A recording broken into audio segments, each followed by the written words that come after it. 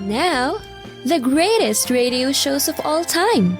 Suspense. The Shadow Node. Washington calling David Harding, Counter Spy. Classic radio theater. The Great Gildersleeve. Fibber McGee and Molly. Dragnet. Gunsmoke. The Lone Ranger. Now, step back into a time machine with your host, Wyatt Cox. Good evening, friends of the Inner Sanctum. Western adventure on this Friday with episodes of Frontier Town, Gunsmoke, and Have Gun Will Travel, and a little fantasy for you.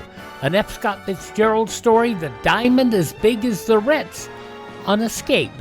That's all coming up straight ahead on this Friday, 27th day of March, 86th day of the year, 279 days left in the year. In 1513 on this date, explorer Ponce de Leon sighted North America, specifically Florida, for the first time. He thought it was another island. U.S. government established a permanent U.S. Navy on this date in 1794 and authorized the building of 6 frigates. Andrew Jackson censured by the Senate on this date in 1834 for his actions regarding the U.S. National Bank. Antonio Lopez de Santa Anna ordered the Mexican army to kill about 400 Texans at Goliad, Texas. Nikita Khrushchev became premier of the Soviet Union on this date in 1958. It was on this date in 1964, the Good Friday earthquake, the most powerful earthquake in history at a magnitude of 9.2, struck south-central Alaska, killing 125 people and inflicting massive damage to the city of Anchorage. I will warn you, some of what you're about to hear could be disturbing. Alaska Warning Center calling all stations, Again, we received the entire port facility has just been wiped out. There simply isn't a port there anymore. The quake has generated sea waves up to 30 to 35 feet and irregular time intervals. Is that correct? Desperately needed at Providence Hospital. Groups, don't sit out in your car. Get under cover now. All structural and architectural engineers for the U.S. District of Army Engineers are to report to room 111, the District of Engineers building at Olmsted. The area is a major disaster area. We received this report through the city manager here in Anchorage that both the oil tanks and docks are on fire at Seward. It seemed as though we were suddenly one of the characters in the Old Testament in the fiery furnace. I can just, that just seems to me, as I've said it, it's collapses, debris, fire, and splinters, wooden chunks fell from the ceiling. We just felt that this was it. Some of the sounds from Anchorage, Alaska on this date in 1964. In 1968, Yuri Gagarin, the Soviet cosmonaut, the first human in space, died on this date in 1968 in an aircraft training accident. In 1969, Mariner 7, the second half of the first dual mission to Mars, was launched. And in 1970, the Concorde made its first supersonic flight. The Academy Award presented on this date in 1995 to Tom Hanks for his portrayal of Forrest Gump. My mom always said life was like a box of chocolates. You never know what you're going to get. The movie also took Best Picture Award. Robert Zemeckis took Best Producer. In 1998, the Food and Drug Administration approved Viagra for use as a treatment for male impotence, the first pill to be approved for this condition in the U.S.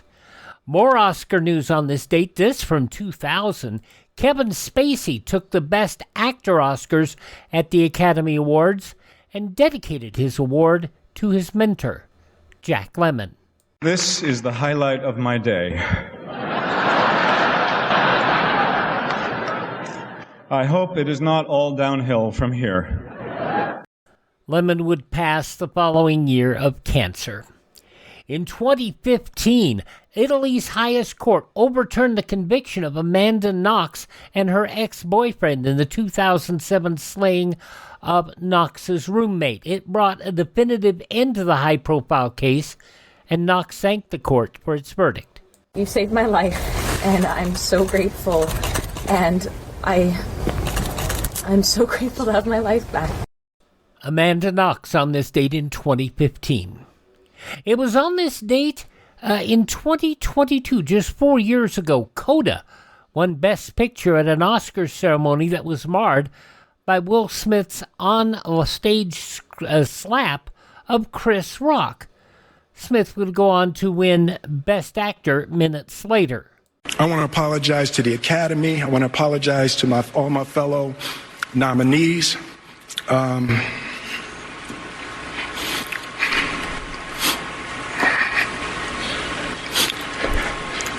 This is a beautiful moment. Smith later would be expelled from the Motion Picture Academy and receive a 10-year ban from the Oscars. It was on this date in 2023. 7 people, including the perpetrator, a transgender man, killed in a mass shooting at the Covenant School in Nashville, Tennessee, 3 years ago today. Passing away on this date in 2002, Uncle Milty, Milton Berle. And now, ladies and gentlemen, introducing America's #1 television star, Milton Berle!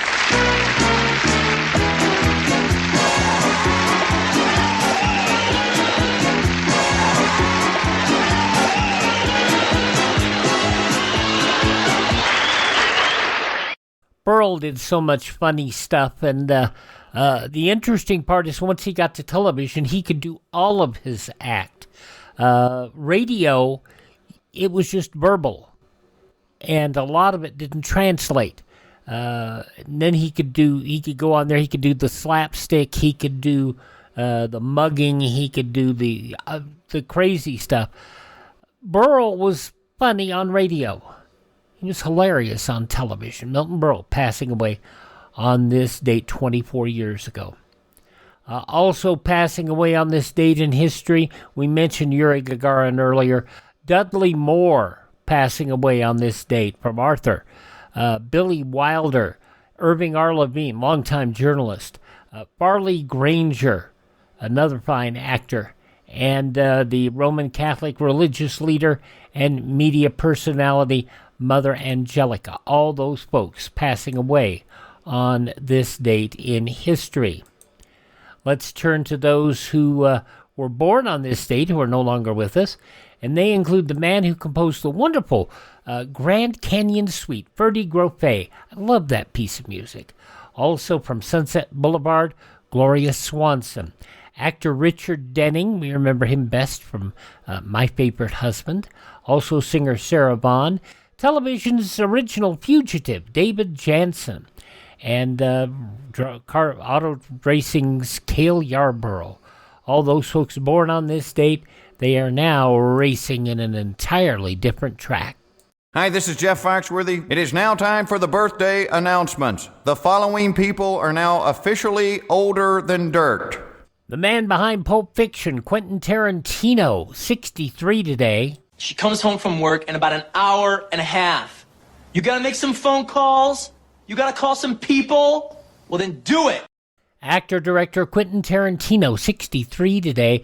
Mariah Carey, 57, also turning 57 from NCIS. Polly Perrette. Well, it's obvious. I mean, you think there's a murder here, like right underneath Gibbs' nose. That whatever took place without Gibbs knowing.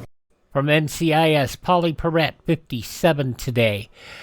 She got an Academy Award nomination for Lost. Elizabeth Mitchell is 56. Nathan Fillion is 55 today. There are two kinds of folks who sit around thinking about how to kill people. Psychopaths and mystery writers. I'm the kind that pays better. From Castle, Nathan Fillion, 55 today. From the Black Eyed Peas, Stacey Ferguson, Fergie is 51.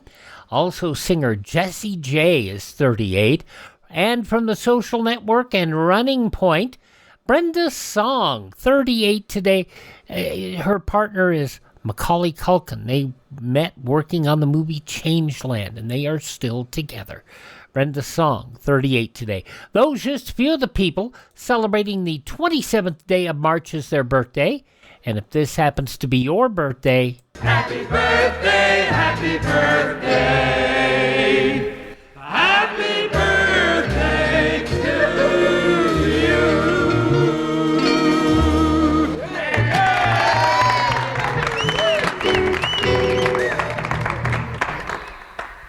I want to thank those of you who have gone to Professor B's Digestive Aid website we give you here and have checked it out and decided to give it a try.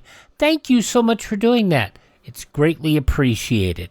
If you haven't, and if you suffer from digestive distress, if you suffer from acid reflux or digestive issues, take me just a few minutes. Go to profbees.com. That's PROFBEES.com. The link is in the show notes. Also a link over at classicradio.stream. And click through it, look through the information, decide if it'll make a difference in your life. And if you think it's worth giving it a try, by all means, try it. There is a money-back guarantee. And if you go to profbees.com, decide to purchase and give it a try, use my promo code Wyatt. That supports the podcast, and it also saves you 10%. It's a win-win situation, don't you know? profbees.com, promo code Wyatt.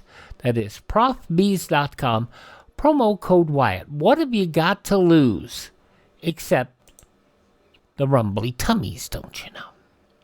All right, coming up next here on Classic Radio Theater with Wyatt Cox, Reed Hadley stars in Frontier Town.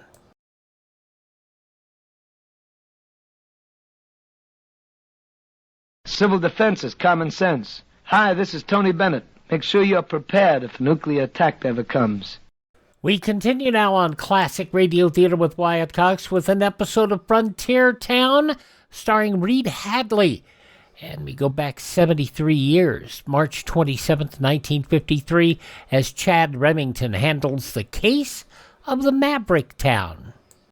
Frontier Town, the saga of the Roaring West.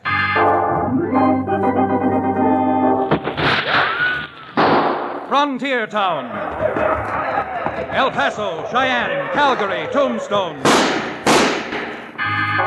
Frontier Town.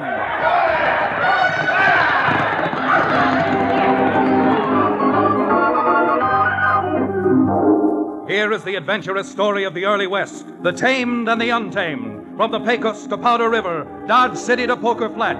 These are the towns they fought to live in and lived to fight for. Teeming crucibles of pioneer freedom. Frontier Town!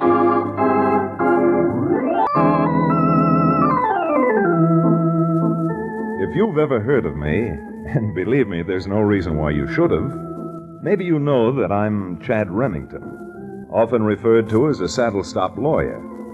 Well, I guess Dos Rios, my hometown, is a saddle-stop, because there's certainly no railroad within 50 miles of it. Just a few stagecoaches that pass through, and most of the time a constant stream of cowponies. As for being a lawyer, I guess I must plead guilty, Your Honor, because I make part of the living I do make from the practice of law. However, a small cattle ranch is one of my assets. And a few weeks ago, cited by Cherokee O'Bannon, the reformed medicine man who now owns our livery stable, I rode over to another town to buy some breeding stock. And what I'm going to tell you about now hit us like a cannon shot on the way back. We were about, 40 or 50 miles from Dos Rios, jogging along at a lively, sustained clip, and the O'Bannon was matching the rattle of the pony's hooves with the prattle pouring from his lips. Chad, despite the fact that I own a livery stable, I must admit I still have no true and lasting affection for horseflesh. Oh? Therefore, Counselor, I would esteem it a great favor if you would be good enough to stop for a bit of rest and relaxation overnight at some town between here and Dos Rios. Or, to put it another way, Cherokee, you're saddle sore. Sir, it's not my saddle that's sore. That portion of me, however, that comes in contact... Whoa, that's quite enough. You don't have to draw me a physiological blueprint. And as a matter of fact, the same idea had struck me. I'd been thinking of stopping off in Maverick Town, at least for a good meal, and then deciding whether to go on to Dos Rios or not. Well, a good meal would be more than welcome. Is there any place in a burg they would call Maverick Town where one could obtain a good meal? One of the best places in the entire state. A little restaurant run by some Mexicans I know. Luis and Teresa Ibarra. Well, that doesn't sound too appetizing, my boy. No, indeed. But it is, Cherokee. They make the finest pollo con oros and chili rellenos you've ever eaten. Of course, the food is hot. Well, in that case, I'm all for it. Well, you like hot food? Indeed I do. Indeed I do. Hot food seems to give me a thirst. Give you a thirst? Oh, Bannon, when the good Lord assembled you, he might have shortchanged you on scruples. But he certainly gave you a triple dose of thirst. All right, come on. Your tongue is starting to bulge now. Let's prod up these ponies and get into Maverick Town. And I'll introduce you to Luis and Teresa Ibarra mighty soon.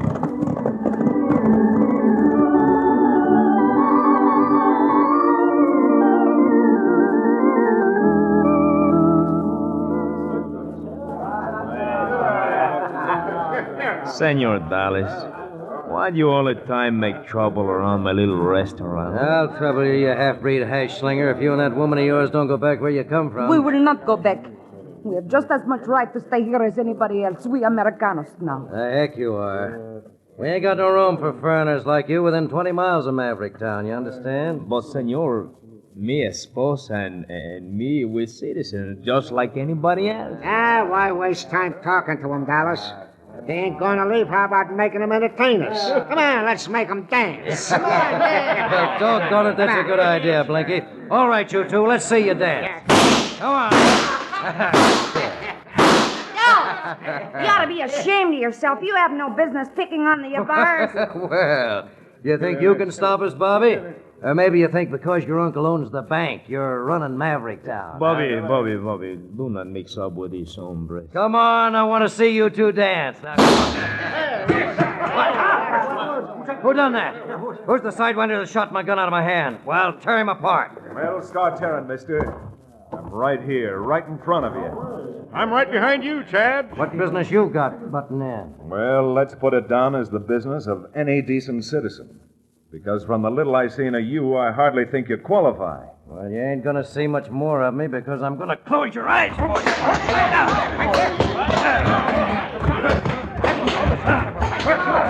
out, Dallas, look out. Turn them around this way and I'll give it to them. Don't do nothing of the kind. Now just hold it right where you are. All right, Chad, now's your chance. Thanks, Cherokee. And here goes.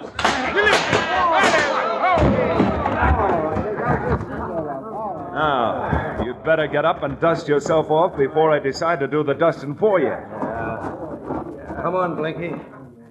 We got other ways of handling jaspers like them, too. Gosh, mister, you sure gave Dallas what he had coming to him. Oh, Senor Remy. Senor, when I saw you in the crowd, it made me very happy in my heart. Well, it didn't make me very happy when I saw you, Louis. And what that he-devil was pulling on you. Who are those two, anyhow? Senors, you come inside. And while we fix you something to eat, we will tell you all about them.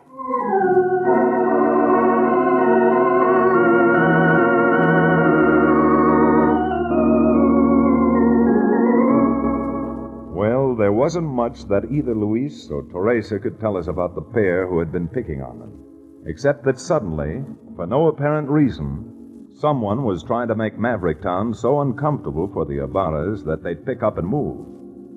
However, there was a reason we were to find out soon enough. And while Cherokee was washing down the hot food with glasses of red wine, had we been over at the cafe and dance hall across the street, we might have found out exactly what the reasons were. Come on, Blinky.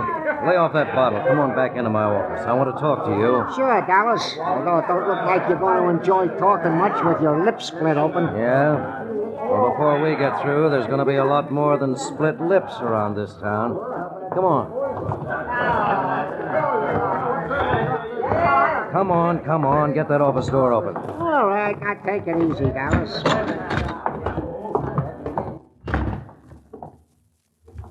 Well, I found out who that big Jasper was who butted in. Yeah? It's Chad Remington, that lawyer from over in Dos Rios. If we let him hang around Maverick Town, we may miss the boat. Boat? We may miss the train. Never mind the jokes. But that railroad agent will be back in town Friday. And if we can't deliver that corner the Mexicans have got their restaurant on, along with the acreage behind it for the new freight yard, he'll probably try to do business with them direct himself. Well, I don't see why Bascom don't pay the Mexicans something and just buy the place from them. Bascom shell out his own dough? Why, that one's so tight every time anyone walks inside his bank, he locks the vault. Yeah, that's a banker for you, all right. I guess he's got the first penny he ever made. Well, we're getting a few of them pennies once we run them bearers out of town and Bascom takes over their property. But I got a hunch we're not going to get away with it unless we get Remington out of town, too. Yeah? Well, how do you figure to do that? You know, from the little I seen of Remington, he's a plenty salty maverick. He handles himself all right against one man. Do you think he can against 6? Huh? 6? What do you mean? I want you to get some of your boys and lay for Remington. As far as anybody else is concerned, I want it to look like Remington picked a fight with you. Ah, I get you. Well, don't worry, Dallas. If that's what you want, we'll give Remington the full treatment. You better make sure you do. Because with Bascom ready to pay us $2,000 to get that Mexican's property for him, you may want to live long enough to collect your share.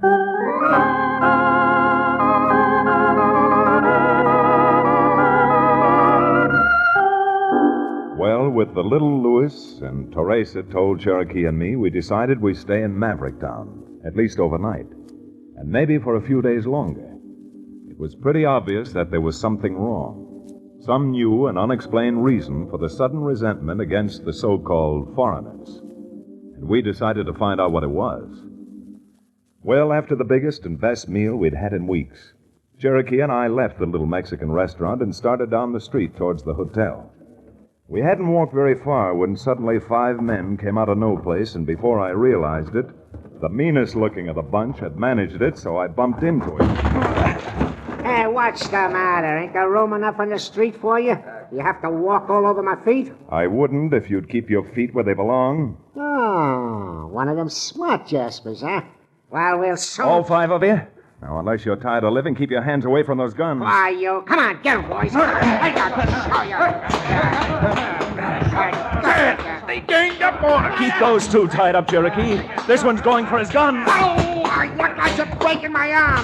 Let go. All right. I'm going to give you a better chance than you gave us.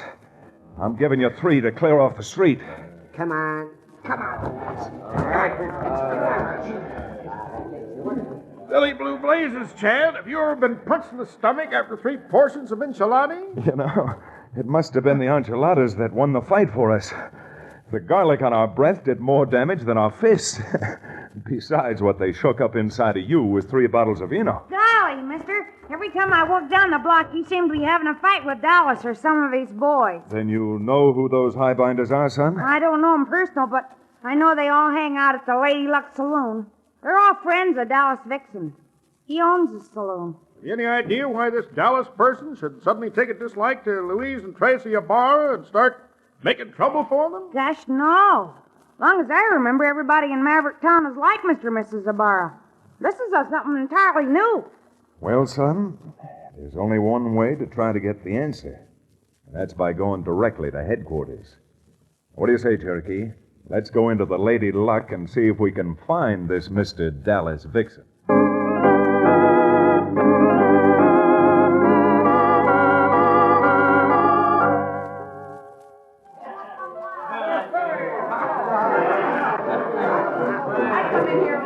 Let me tell you something, Remington. You're barking up the wrong tree. I wonder. There are some trees that folks around here might be tempted to use, unless you learn to behave yourself. Yeah? Well, we got some pine trees around here, Remington. They cut down easy, and a couple of men can build a 6-foot box out of them awful fast. Well, if they do chop down a pine tree, why not have them build 6 more pine boxes? Because you and your gunslicks might need them, too. Well, if that's all you got to say, Remington, I'd be very much obliged if you'd be on your way. Having you around may give my place a bad name. Any bad name this dive might have probably will be cleaned up before this week is over, Dallas. Right along with some of the characters in this town.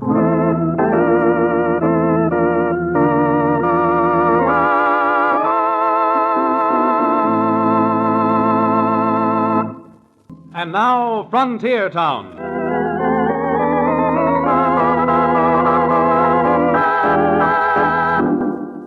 Well, as you know by now, Cherokee wasn't welcome in Maverick Town, and certainly neither was I.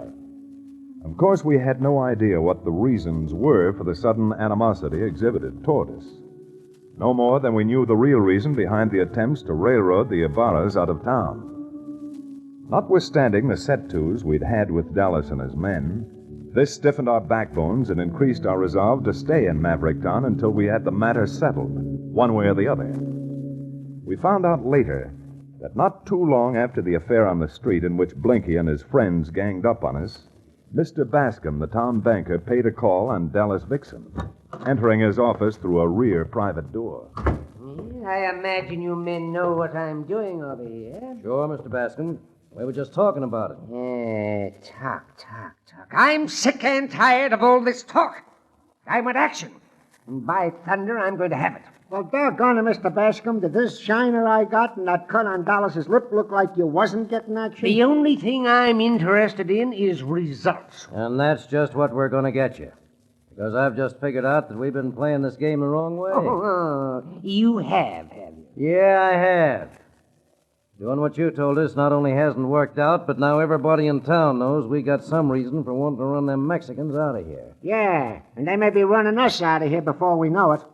Well, the way I got it figured, Bascom, we can get Luis and Teresa out of this town, take over their property, and none of us will have to lift a finger. You're not even making sense, Dallas. I sure am.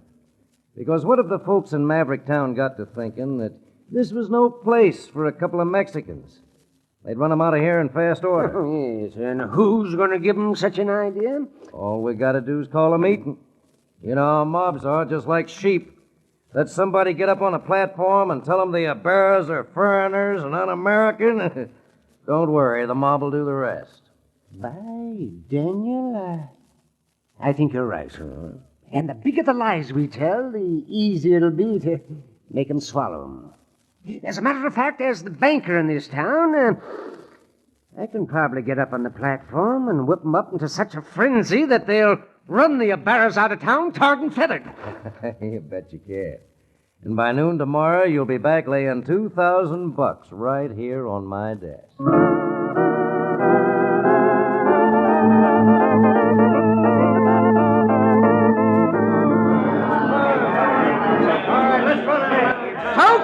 Folks, now, please. Please, folks, now, please, if you'll just let me finish. All I'm saying is, what sort of town are we building? When foreigners can come in here, open businesses, be in daily contact with our wives and children, and then take our hard-earned money and send it back to the country where they came from. Now, I say, if we don't get rid of the undesirable foreign element, your ranches won't be worth a nickel. All the ridiculous hogwash. Now, you remind me of a herd of spooky cows being stampeded. Now, what sort of a man is this banker of yours that he's trying to turn you against Luis and Teresa Ibarra? Because this is one country where every man has the chance to live, and to live decently, regardless of race, creed, or color. All right. You don't have to throw me out. I can get out of here soon enough if that's the way you feel. Come on, Cherokee. Let's get outside and into the fresh air. I can't wait to get the odor of this place out of my clothes.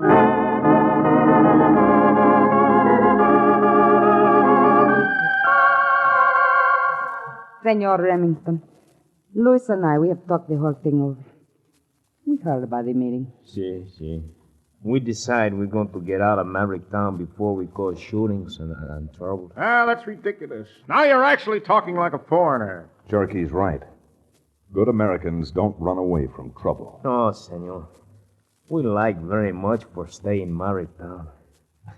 This place our home, but, well... They haven't run you out of town yet. And they're not going to if we can ever find out why Bascom, the banker, suddenly pops up spreading dissension and hatred. I cannot say, senor. But anything this banker does always has some connection with money. Why, just looking at that thin, hard mouth of his made me feel like I wasn't looking at a man, but I was looking at a shark. See. Except that the shark, you can catch him on a hook. That's only half right, Luis. You can only catch a shark on a hook if you've got the right bait.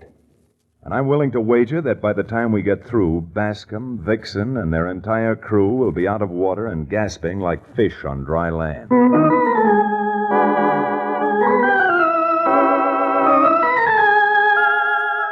Teresa seemed to have the only possible clue to the whole situation. Bascom wanted the Ibarras out of Maverick Town because of some reason that had something to do with money. There seemed to be no way of finding out what his reason was until I got about the wildest idea that ever entered my head.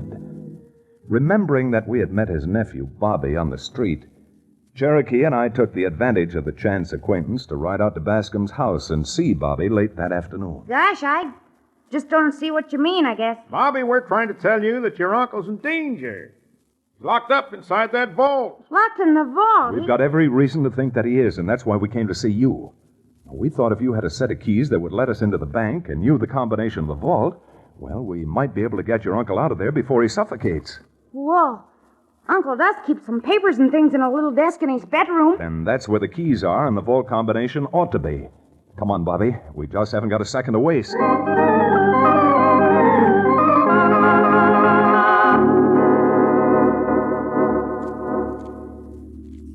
Left 14. Left to 14. Right to 0. Right to 0. That should do her, Chad. Try the handle and see if she opens up. Hurry, Mr. Remington, hurry. If my uncle's in there, he may have suffocated already. All right, Bobby. Just stand aside till I swing this door back. Mr. Remington, there's nobody in the vault. No, Bobby, but I've got a hunch there is something in the vault that I'm looking for. You mean you talked me into getting you the combination just so you could rob the bank? The only thing I'm going to remove from the vault won't be something that's valuable to the bank. If it's here, the only value it will have will be to all of Maverick Town. Wait, you're nothing but a big crook. Cherokee, grab the youngster and hold him. Now hold still, Sonny, because I certainly don't want to hurt you. Get away from me. Leave me alone. Could be in this drawer. Marked private correspondence. Hurry it up, Chad. This youngster is worse than a wild catamount. I'm doing my best, Cherokee, but there are so many papers in here that... Well... Yeah. Looks like all the risk we've taken aren't wasted. Here's a letter from the railroad saying that they're building a freight yard in Maverick Town and that they need the property the Ibarra's restaurant stands on for their freight depot. I don't believe it. That'd mean my uncle's a crook. You just be grateful it's your uncle and not your father. Uh-oh. That looks like Bascom just pulling up outside in a buckboard. But he'll come in. He'll catch us here. Yeah, I suppose he will. But it's a little doubtful as to whether he's catching us or we're catching him. I can slip out through that window over there, Chad, and do the rest of what you had in mind. All right, Cherokee, I think you'd better. Now get going. Now you watch your step, Counselor. Although this is law business, you've broken the law, and you may be up to your neck in trouble. Now, will you stop talking and get out of that window? Bascom's at the door now. Now, you get behind the vault door, Bobby. When your uncle finds me in here, there's apt to be trouble. Gun trouble. Come on in, Mr. Bascom. Here, what? I've got a little business here I want to discuss with you, and I don't think you're going to enjoy it. How'd you get in here? Never mind how I got in, but let's discuss why I got in. And to save you worrying about it, I was anxious to get my hands on this letter. Letter? Why, you unmistakable... Bascom, you'd make another mistake clearing your holster. You don't scare me one bit. Besides, I've got you dead to rights. I'm warning you, Bascom, let your gun alone. You must be 20 years older than I am, and I'm trying to give you an even break. The only break you're going to get is... Go on, drop it. No, let go of me. I'll let you go right now.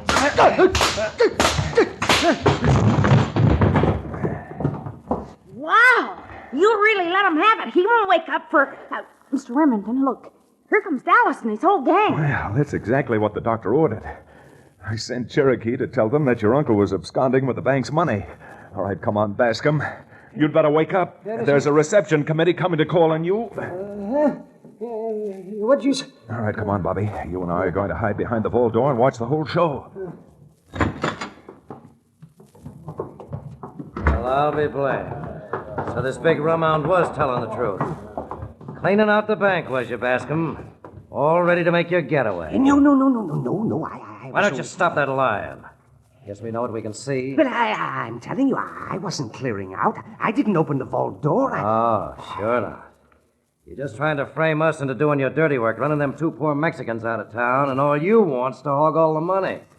Well, we'll soon see about that. Yes, Dallas, we'll see about that. Who's that? Now, drop those guns. Look out, Dallas. I got a beat on him.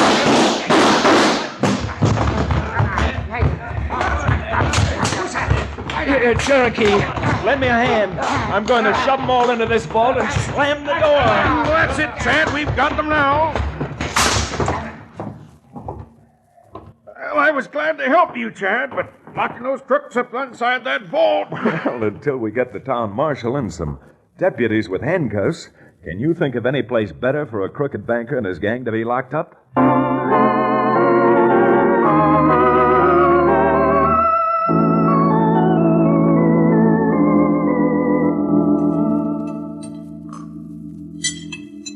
Senor, please.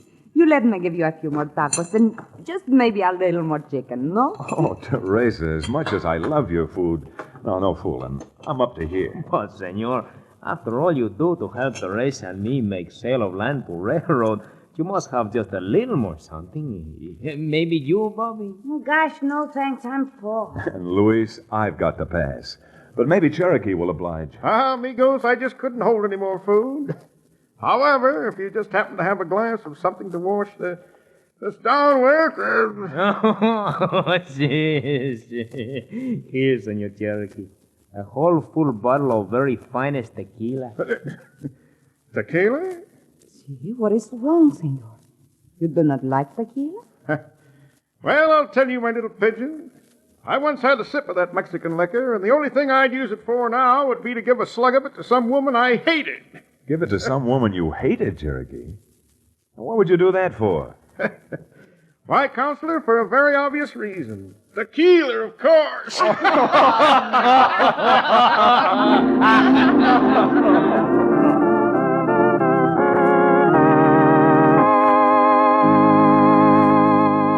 Frontier Town, starring Reed Hadley and featuring Wade Crosby, is a Bruce Ells production. Story and direction by Paul Franklin. Music written and played by Ivan Ditmar. Be sure to be with us again same time next week for another fine action-adventure story with your favorite young Western star, Reed Hadley. And now this is Bill Foreman to tell you that Frontier Town comes to you from Hollywood.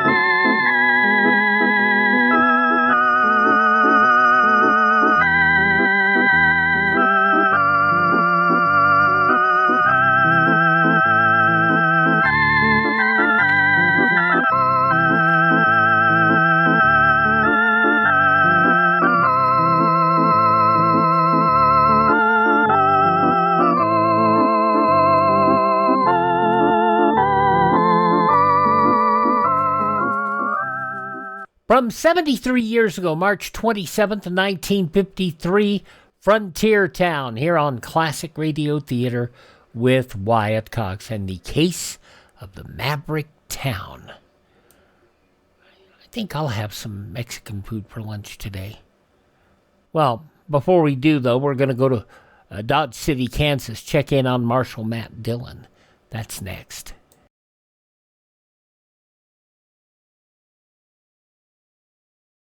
Civil defense is common sense. This is Fred McMurray. Home shelters can be built for as little as $100. Simple plans for building inexpensive home shelters are available free from your civil defense office.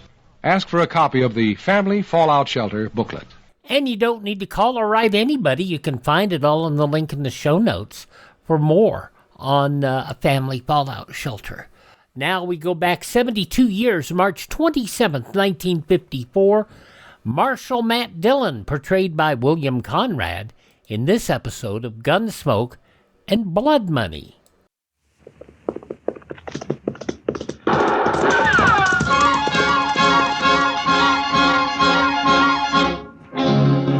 Around Dodge City and in the territory on West, there's just one way to handle the killers and the spoilers, and that's with a U.S. Marshal and a smell of Gunsmoke.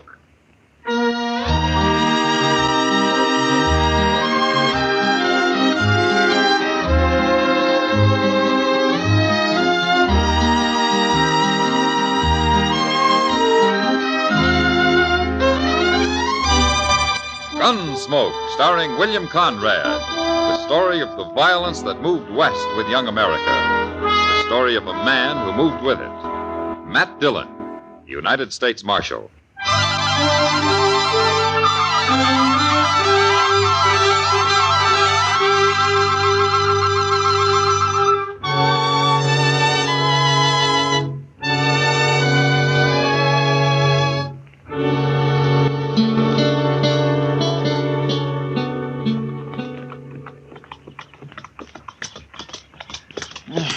I'm that dry I could fair spit cotton, Mr. Dillon. Oh, you can fill up at the Olive when we get back to Dodge, Chester. Yes, sir. But right now, I'd settle for a drink of water. You can't be that thirsty. I'm about to stampede. You think there might be a spring in that clump of elder up ahead? Yeah, there might. I swear next time I'm going to carry a water bag. And keep it wrapped in your pillow, I suppose, huh? You know, Chester, town life has made you mighty soft.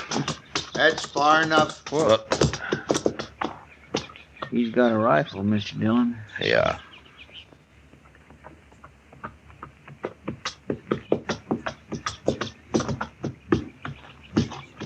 Who are you men? We're looking for water. Is there a spring in there? I said, who are you? What's your name? Matt Dillon. And I'm Chester Proudfoot. You don't worry me. And I never heard of no Dillon. Well, then you shouldn't mind if we got a little water. Okay. But you'll have to drop them gun belts first. One at a time. Sorry.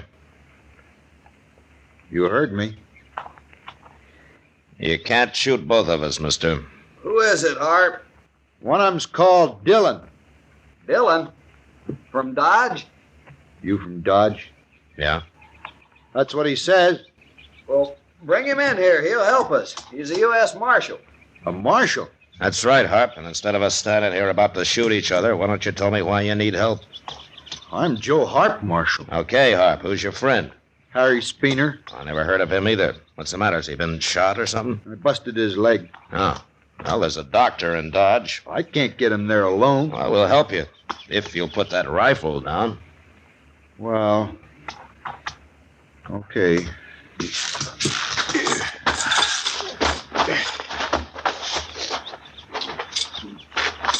I found him lying out there on the prairie this morning.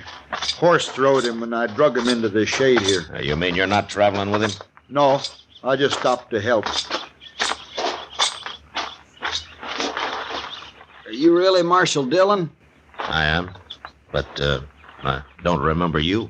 I ain't never been to Dodge. I heard your name, though. You live around here, Speener? No, I've been working in a saloon down in Tascosa. Wanted to change, so I bought me a horse and rode north. But I shouldn't have come alone.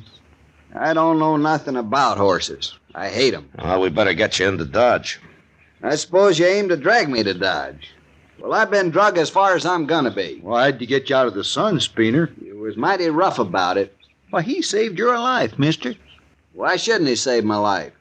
Well, of all the ungrateful, mean-tempered He's been like that all day, but I figure it's because his leg hurts him. Of course it hurts. I busted mine once. I know what it feels like. Poor fella. You want to help get him into Dodge, Harp, or you want to keep going? No, Marshal. I'd kind of like to see Dodge anyway. Okay, then let's get busy.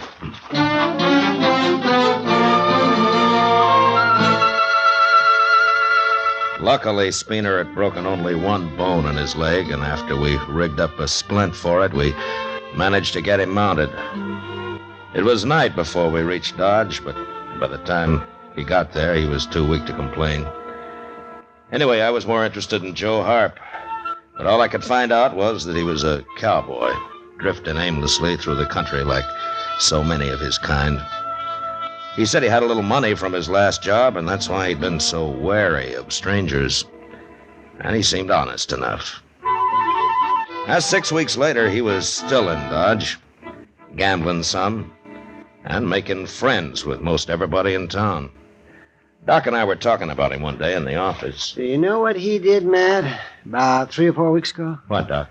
Why, he came and offered to pay Speener's bill. He said the poor fellow wouldn't be able to work for some time. As long as he'd saved him, he felt he ought to help take care of him. Oh, did you take his money? I did not. Speener can pay me himself. And he'd better get to work soon, too, because he's already walking around without a cane. I, take it you don't like Speener much, Doc. Oh, right. Do you? Well, nobody does that I know of. I don't believe he's even thanked Joe Harp for saving his life, man. Oh, well, let's see. Santa Fe just come in with the mail, Mr. Dillon. Hello, Doc. Hello, Chester.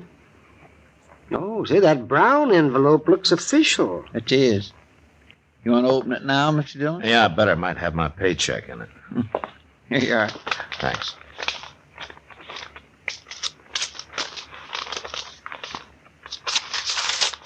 No check.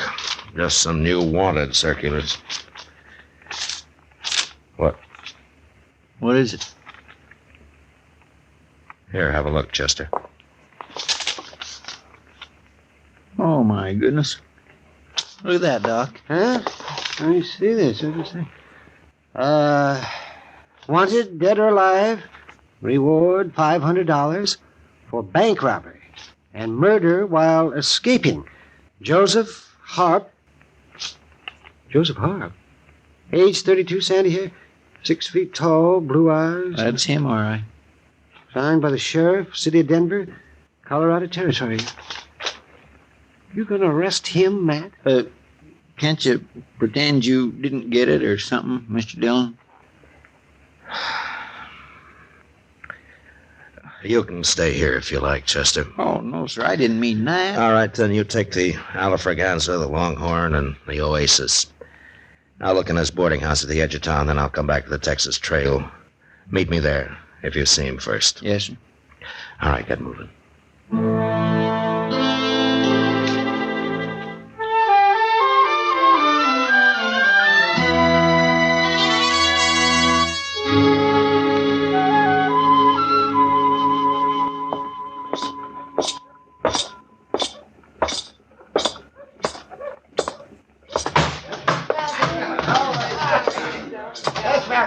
Kitty. You look like you've been eating cockleburrs, Matt. I don't see Joe Harp around anywhere, Kitty. He left. Why? Has Chester got here yet? No. Is there trouble of some kind, Matt? I'm after Harp, Kitty. How long ago did he leave?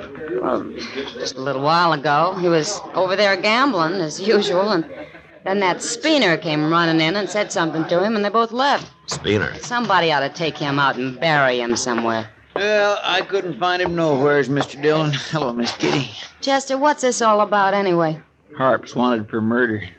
For murder? Joe Harp? That's just what Speener said when I told him. He just couldn't believe it. You told Speener, Chester? Why, yes, sir. I ran into him, and I... Go get our horses, Chester. I'll pick up the rifles. And hurry. They've had time to get out of town already.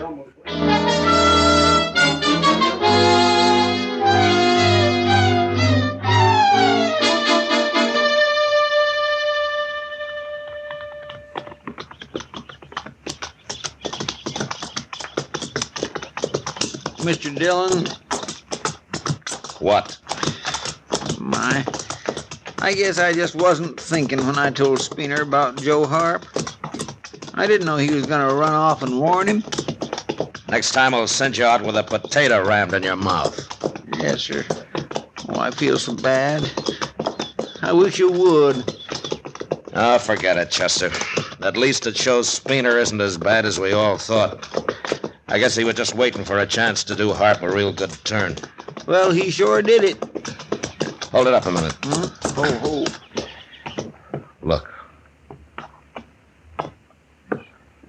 Hello! Well, it's Speener, Mr. Dillon. He's got his hands up. Yeah. Come on. Get your rifle out, Chester, and keep your eyes open. Yes, sir.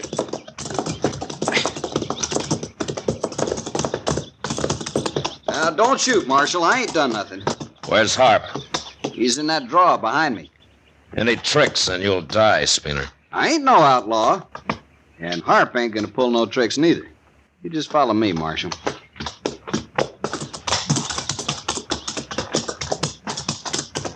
I swear I don't understand this at all, Mr. Dillon. Just follow him, Chester. Yes, sir.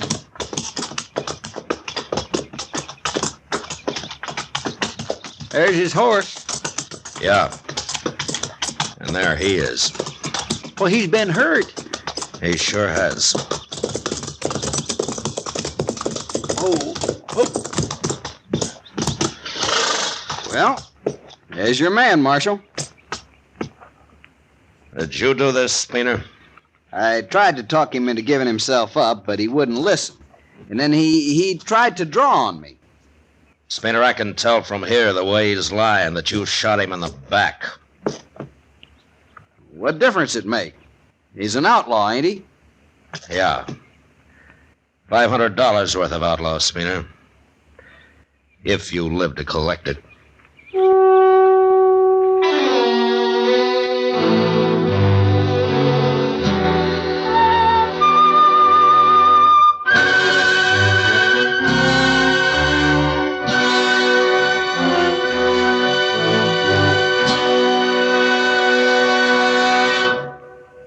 We will return for the second act of Gunsmoke in just a moment. But first, the Red Cross campaign for this year is nearing an end. Have you answered the call? Remember, this year, the Red Cross needs you as well as your contribution. Go to your local Red Cross chapter, and while you're there, join and serve. Now the second act of Gunsmoke.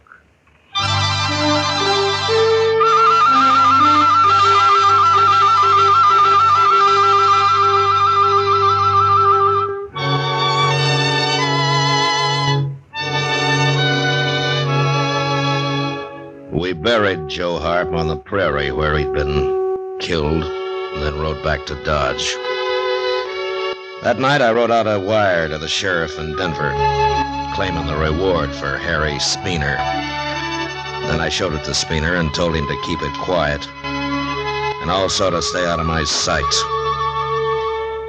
And he did. And about a week later, I had to send Chester to find him and bring him into the office.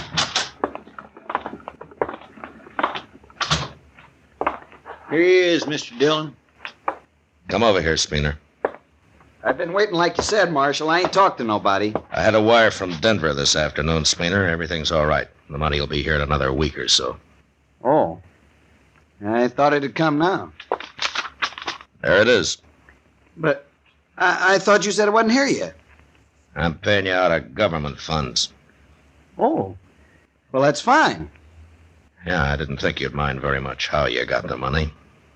Now, Marshal, I only done my Count duty. it, Speener. Oh, that's all right. I'm sure it's all here, Marshal. Count it, I said. Yes, sir. 1, 2, 3, 4, 5.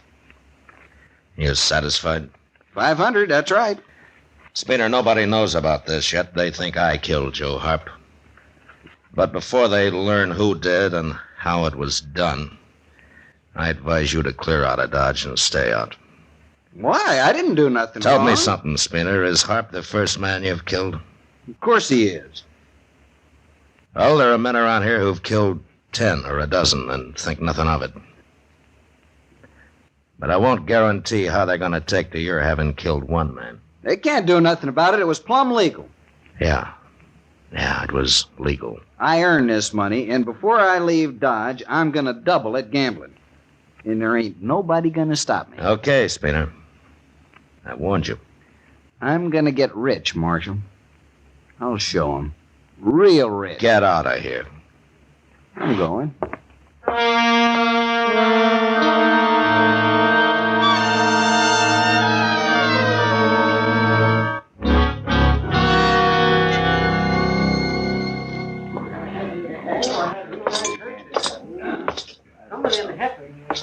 Sit down, Matt. Oh, thanks, Kitty. Drink? No, thanks. Speener was in. Oh, is that so? He left, though. They closed the game on him when he started bragging about how he got his money. I kind of figured they might. Why'd you keep it such a secret, Matt?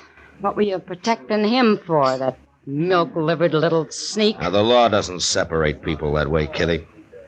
But now that he's been paid and he's been warned about what might happen, he's on his own. Well, I hope somebody does shoot him.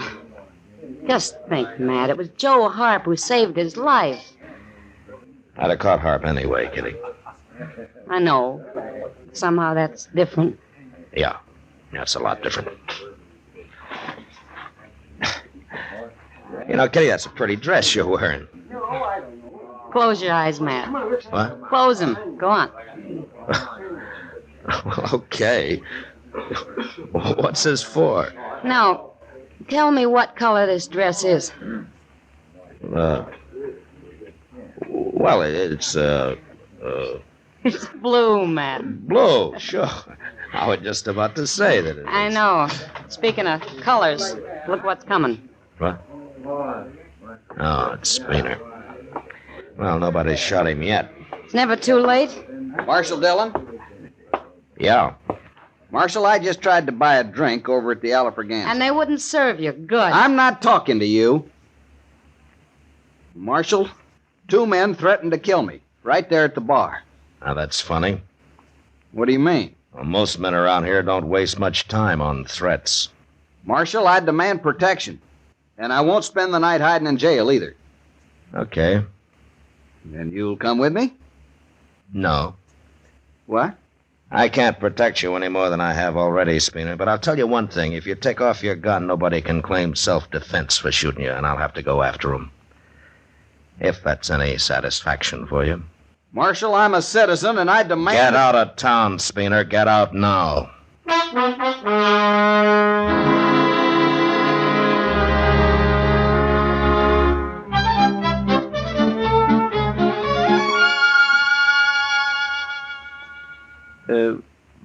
Mr. Dillon? Yeah? Could you lend me $1? I went broke last night. Gambling, huh? Yes, sir. All right. Here you are, Chester. Thank you. Hey, wait a minute. You told me you swore off gambling a week ago. You even took an oath. I did. I sure did. Well, then how come you went broke gambling last night? No, sir. I said I went broke, and you said gambling? And I said, yes, sir, but I didn't say I was gambling. Chester, keep the dollar. Just go spend it somewhere. Yes, sir, but you don't understand. You see, I've got it all figured out. I swore off gambling, all right, so what I do now is to hire a fella, and I give him the money, then he goes and sits in a game for me, you see. Dillon. Hello, Clay. Marshal, my horse come back. What horse? The one Speener bought off me when he left town. Well, Speener's been gone 5 days, Clay. I know. But my horse come back, Marshal. Alone. Saddled? Yes, sir. But it ain't my saddle. It's Speener's. That means somebody must have caught up with him, Mr. Dillon. All right, we'll start looking for him. I can tell you where to look, Marshal. What? That horse has got red mud all over his legs. And there's only one place I know where he'd get into red mud around here. Now, that watering hole, Granby Springs, huh? That's right, Marshal. Say, do I get to keep the horse now? I don't know, Clay. I'll tell you when I get back.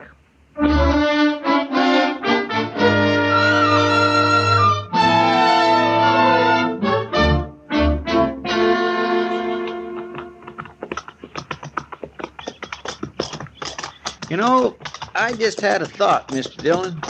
What, Chester? Well, Granby Springs is only 30 miles. Speener must have made it easy the first morning he left. So? So, if he was killed there, how come nobody ain't found him and reported it yet? I don't know, Chester. There it is, right over there. We'll soon find out. Yes.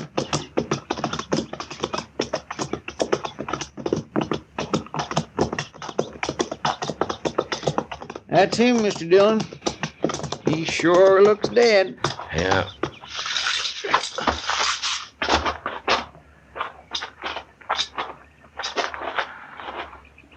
I don't see no bullet hole. No.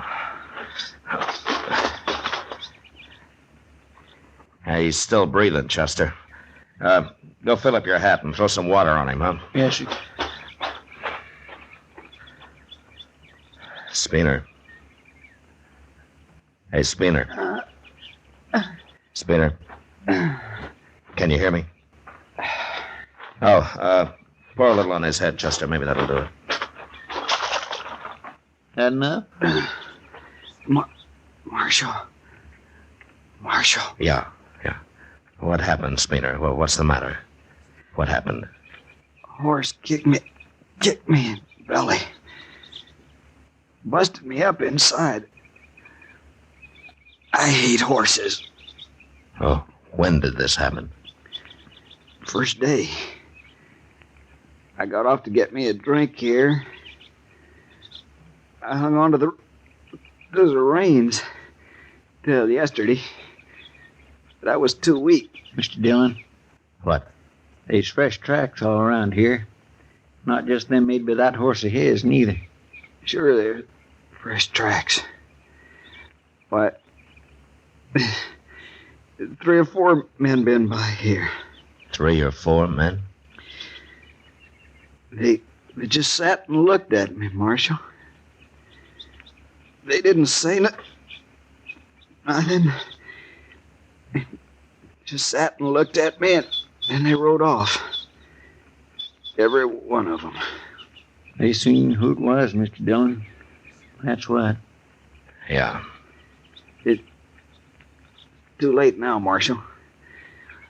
I'm gonna die. We'll try to get you back, Speener. No. It's too...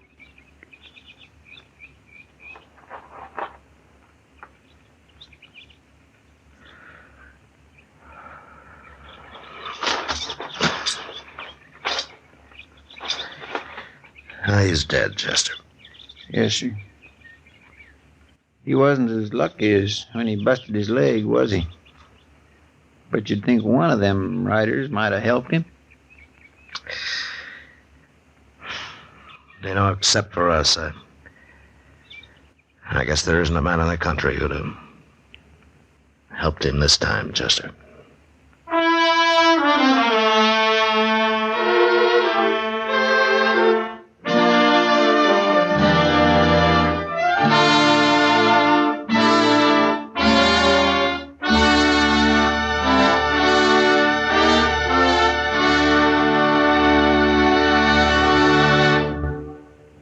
Gunsmoke, under the direction of Norman Macdonald, stars William Conrad as Matt Dillon, U.S. Marshal.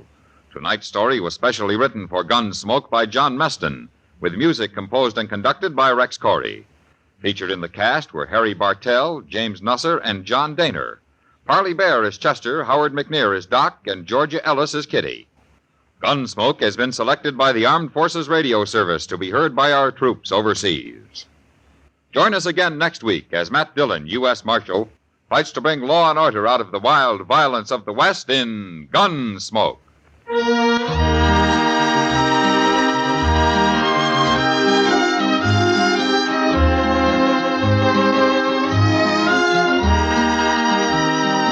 Later tonight, hear Herb Schreiner on 2 for the Money. Remember, 1 for the fun, 2 for the quiz. Hear 2 for the Money on most of these same stations later tonight. George Walsh speaking. Stay tuned for Gangbusters, which follows in a few minutes over most of these same stations. For mystery mixed with merriment, join Mr. and Mrs. North, Tuesday evenings on the CBS Radio Network.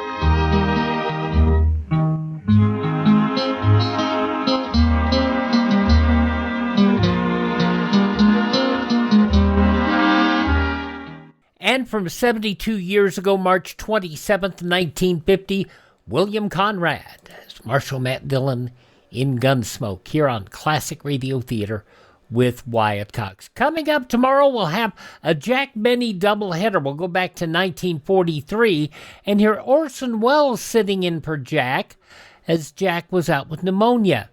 But then you'll hear Jack in his best in a 1943 edition of the program, Your Money or Your Life. And we'll go to the theater, go to the movies. Lux Radio Theater from 1938, Lawrence Tibbett and Helen Jepsen in Naughty Marietta. On Sunday, we'll go back to the movies for an episode of the Lux Radio Theater from 1954, Blueprint for Murder, The Mysterious Traveler from 1949, Death Has a Cold Breath, and Big Town starring Edward Polly from that episode entitled The Chill of Death. On Monday, a 1944 episode of Suspense Cat and Mouse, Nero Wolfe and the Case of the Telltale Ribbon, starring Sidney Greenstreet as Nero. Lights Out, Money, Money, Money from 1943, and an episode of The Whistler from 1952, Homecoming. Coming up on Tuesday, we'll have George and Gracie, Bud and Lou, Charlie McCarthy, and the CBS Radio Workshop, The Story of a Dog's Life. On Wednesday, we'll have Amos and Andy with us, and we'll also have an episode of The Big Show with Tallulah Bankhead, Groucho Marx, Bob Hope, and a whole lot more from 1951. On Thursday, we'll have Let George Do It, starring Bob Bailey and Virginia Gregg in The 8 Ball, Mr. President, starring Edward Arnold, There's Hay in the Barn, Nick Carter, Master Detective, starring Lon Clark, 8 Records of Death, and Basil Rathbone and Nigel Bruce in The Adventures of Sherlock Holmes. And a week from today, we will have, of course, Gunsmoke and Have Gun Will Travel around again, and then we'll have an episode of the Lux Radio Theater, Edward Arnold and Anita Louise in Silver Dollar. That's the week ahead here on Classic Radio Theater with Wyatt Cox. To support the podcast anytime, go to classicradio.stream. That's classicradio.stream. Coming up next, John Dehner as Paladin in Have Gun Will Travel.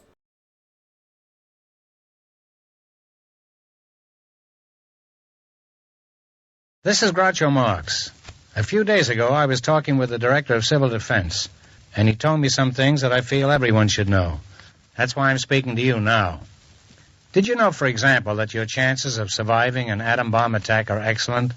It's true, but there's a big if.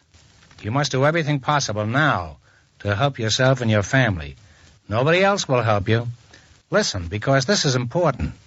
Keep a complete first aid kit handy. Keep a closed container of drinking water in your refrigerator, enough for 3 days. Be sure you have a good fire extinguisher. Take a look around your house right now and pick out the safest spot, away from windows and doors. Make sure that every member of your family understands he is to rush to that safe spot when there's danger. I'm convinced that these precautions are necessary right now, and I hope I can convince you. They're important to your family, yourself, and your community. And don't forget to tell them that Groucho sent you. All right, we're going to go back 66 years, March 27th, 1960. John Dehner starring as Paladin in Have Gun Will Travel.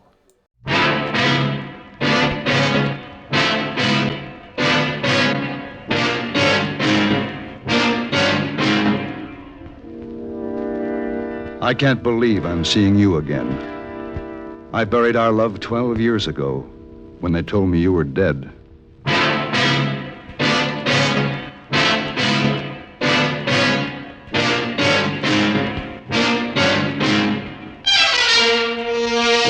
Have Gun Will Travel. Starring Mr. John Dehner as Paladin. San Francisco, 1875.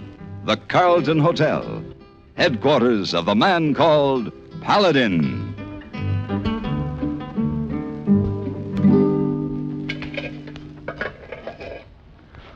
Oh, you want some more of these stuff, Mr. Paladin? Oh, hey, boy, how could you talk that way? Oh, what'd I say? Well, you don't say, do you want any more of this stuff? You call it by its name. This is Trip à la mode de Caen. Trip à... Oh, no, hey, boy, not gonna say all that, Mr. Paladin. You want some more of this stuff? Yes, I do. Uh-oh. Get that, will you, hey, boy? Oh, Daddy, Missy Wong's not. Come in, Missy Wong. Oh, you still hear voice of Mr. Paladin? Oh, holy mo. Yes, I am here. Oh. What is it, Miss Wong? Oh, very urgent telegram come for you, Mr. Paladin. All right, set it there, please. Army man delivered special for you. Very urgent. Yeah, all right. Thank you, Miss Wong. He say it long time coming. Come from very far away. You want me to open it now? Yes, sir. All right. Let's see. You should not insist like that, Mr. Paladin. Oh, I not insist. Hey, boy, I just deliver a message. Hey, Mr. Paladin, you sick? I can't believe it. Mr. Paladin, your face all white. Telegram bring bad news? Hey, boy. The stage that left this afternoon, it stops overnight at Cove Canyon, doesn't it? Oh, you saw Cove Canyon. Why, Mr. Paladin? I've got to get on that stage. Oh, then you did get bad news? No, not exactly. It's just that I've heard from a friend, a woman I thought had died 12 years ago.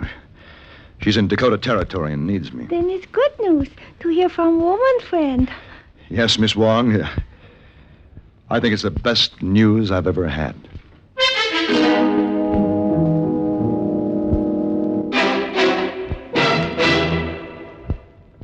In the hills of South Dakota, a shrine of American democracy has been carved. 500 feet above ground on Mount Rushmore, giant faces of George Washington, Thomas Jefferson, Abraham Lincoln, and Theodore Roosevelt look out at the surrounding countryside. Gutzon Borglum began work on what is the world's largest sculpture in the year 1927. He continued his efforts until his death in 1941. The project was carried to completion by Borglum's son Lincoln, who had worked with his father for 14 years. The faces of the four presidents are designed to the proportions of men who would be 465 feet tall. In spite of their size, the countenances are quite realistic in detail and expression. Each month, thousands of visitors to Mount Rushmore National Memorial remind us of the rich heritage that as Americans we share and stand ready to defend.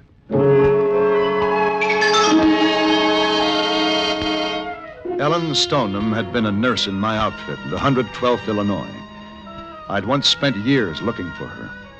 Now the telegram said I could reach her through an Indian agent named Baxter at Fort Randall, Dakota Territory. When I arrived, they told me I could find him in a wooden building that was used to store government supplies.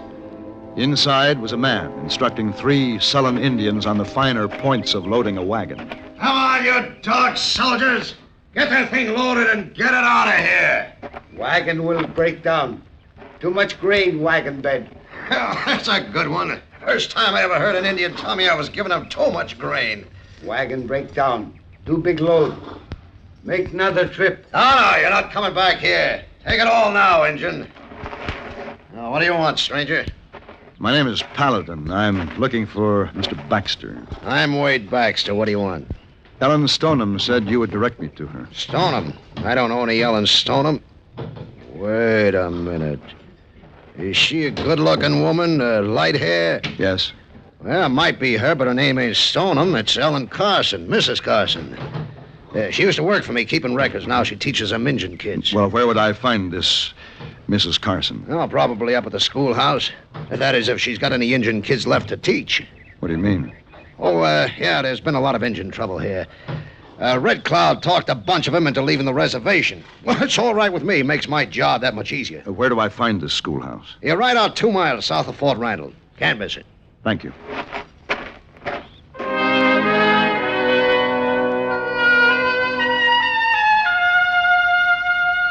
All the way out to the schoolhouse, I kept hoping that a mistake had been made.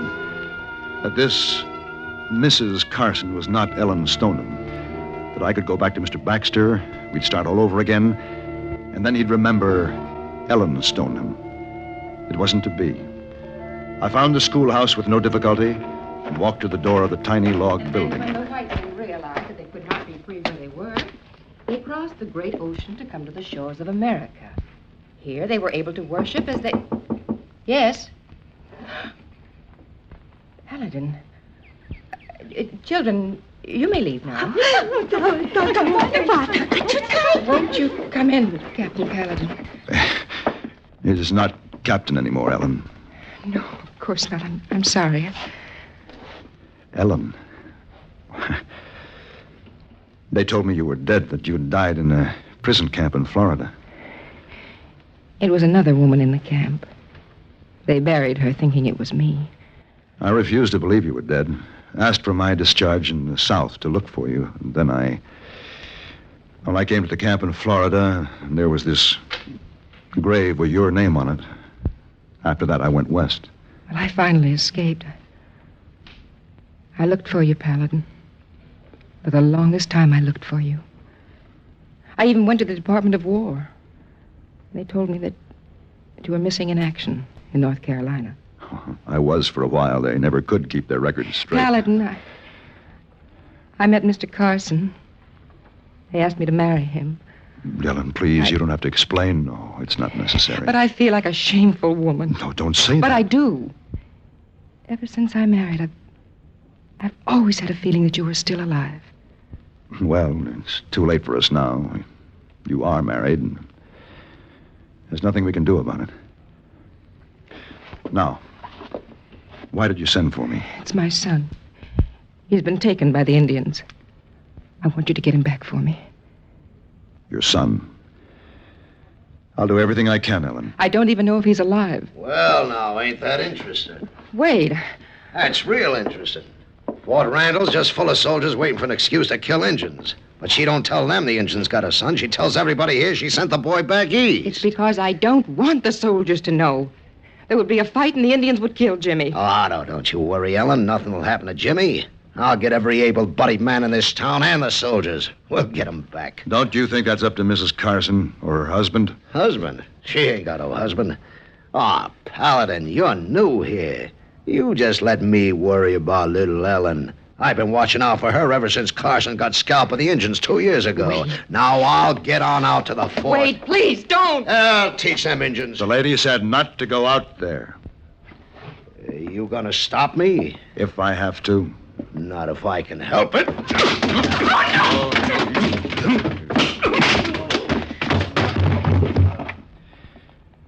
I'm sorry, Ellen.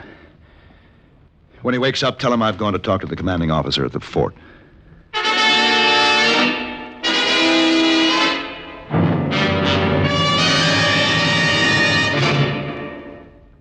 Although most men by nature don't feel in a combat mood much of the time, there are some who just can't get enough of a good fight, particularly if there is good, sound reason for it. In July 1900, when American fighting men were protecting the rights and liberty of their fellow countrymen during the Boxer Uprising, the battle was a furiously fought affair. Army Private Robert H. von Schlick, serving with Company C of the 9th United States Infantry Division, was in the thick of the fracas.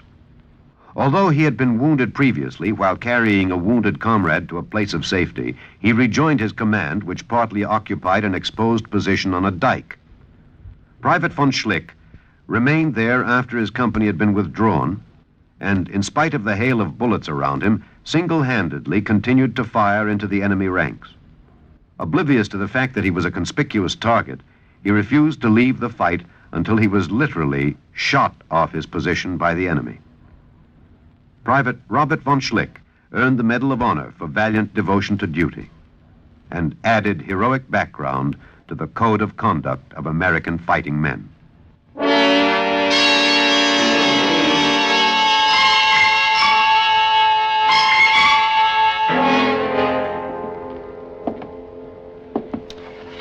I don't know, Mr. Paladin.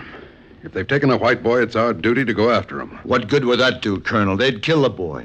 And you'd have to kill a lot of Indians. But it breaks down the morale of the settlers if we don't do something. Colonel, aren't you a little remiss in your duty already?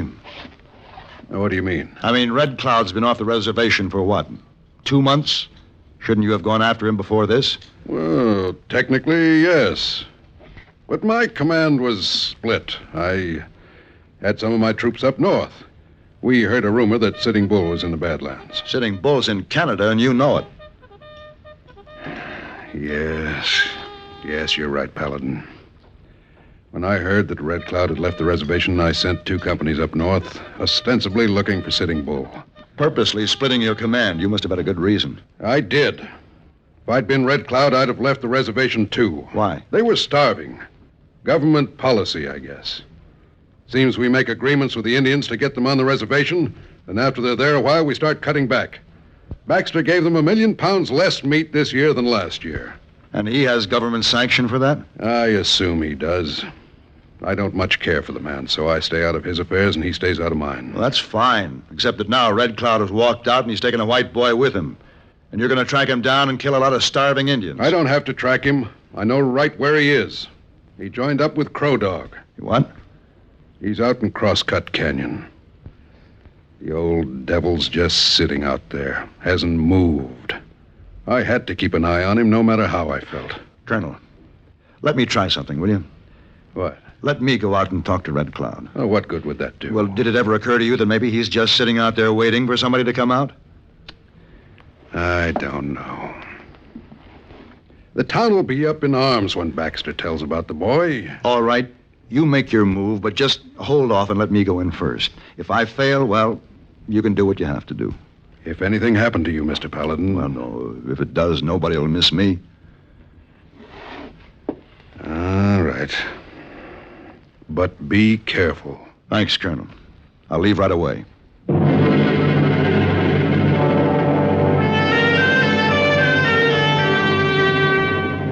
It was almost sundown when I reached Crosscut Canyon. I didn't try to conceal myself coming into Red Cloud's camp, with the result that upon my request, I was taken immediately to see the chief. Red Cloud talked long. He told me the whole history of himself and of his tribe, the Sioux, and even of his part in the battle with Custer. And he told of how afterwards he had been lured to the reservation with promises of grain, corn, and of meat. Promise is fine, but not true. We get less and less food for Indian. Great Chief Red Cloud, this still gives you no right to take White Boy and kill him. Not kill White Boy. Take him. Wait for a long time now. Hold for bargain. Make Agent Baxter give full treaty rations to Indian. Well, what does Baxter have to do with this? Baxter cheat. Cheat Indian. Cheat his government. How? He tell government more Indians on reservation than we have. And he get more supplies. But tell Indian, government send less than even ration. He keep the rest. Tell us hog root or die. We die. I see. Then he sells the surplus. Yeah. Make much money for himself. Red Cloud will get fair deal or White Boy will die. No more talk. All right, Red Cloud. I will go. Ye mo take us ta. Que bueno. Sumela behe mo se no. So, Paladin comes and talks of peace, but he does not travel alone. You tell Colonel take soldiers back to Fort Randall tonight, or boy be dead by morning.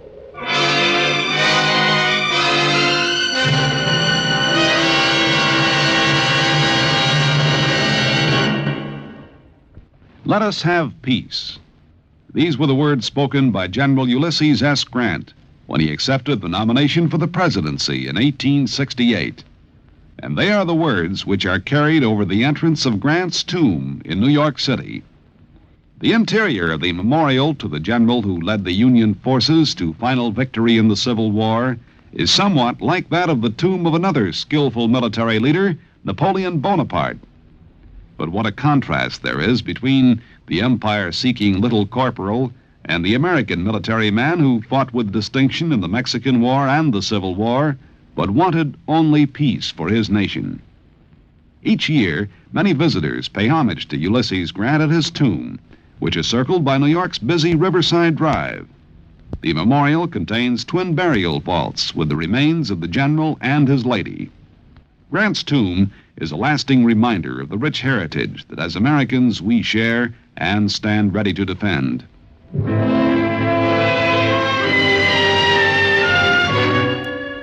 I rode back to the colonel and asked him to give me another day to get the boy back without bloodshed. I told him I had a plan. He agreed. And then I was able to go to Ellen and tell her her son was still alive. Oh, Paladin, I knew you'd find him. But we haven't gotten him back yet, Ellen. But he's alive, and you will get him back. I'll try. Ellen, there's something I have to know. Yes? You didn't tell me your husband was dead. Why? I thought that it wasn't fair to tell you. When I learned where you were, I asked you to come here because I knew you were the only man who could get Jimmy back. Not to pick up where we left off. You had no right to decide that. I didn't think you'd want me after so long. I've never stopped wanting you. Paladin, Mr. Carson was one of the finest men I've ever known. He wanted to help the Indians when everyone else wanted to kill them. After Custer was killed, a lot of people wanted to leave Dakota Territory. But not Mr. Carson. He vowed he'd never leave Dakota no matter what. Ellen, don't do this, please. I want you to know the kind of man he was, that I didn't just marry anyone. He went out that day and he tried to talk to some Indians he saw.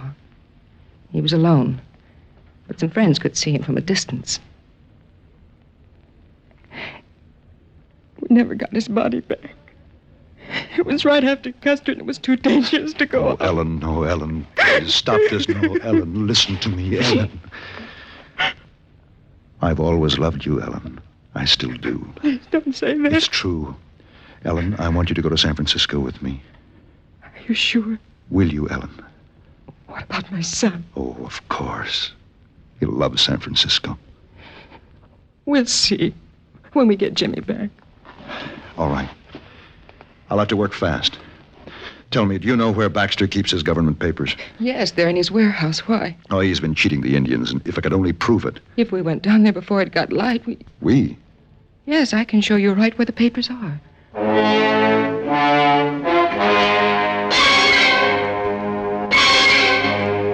Finding evidence against Baxter was a simple matter. He had been ordered to increase his allotments, not to cut them. He even received more goods. For what I planned to do, I needed the colonel as a witness. So together, we forced Baxter to go with us to Red Cloud. There, he admitted having cheated the Indians. The colonel promised a full report to Washington and punishment for Baxter.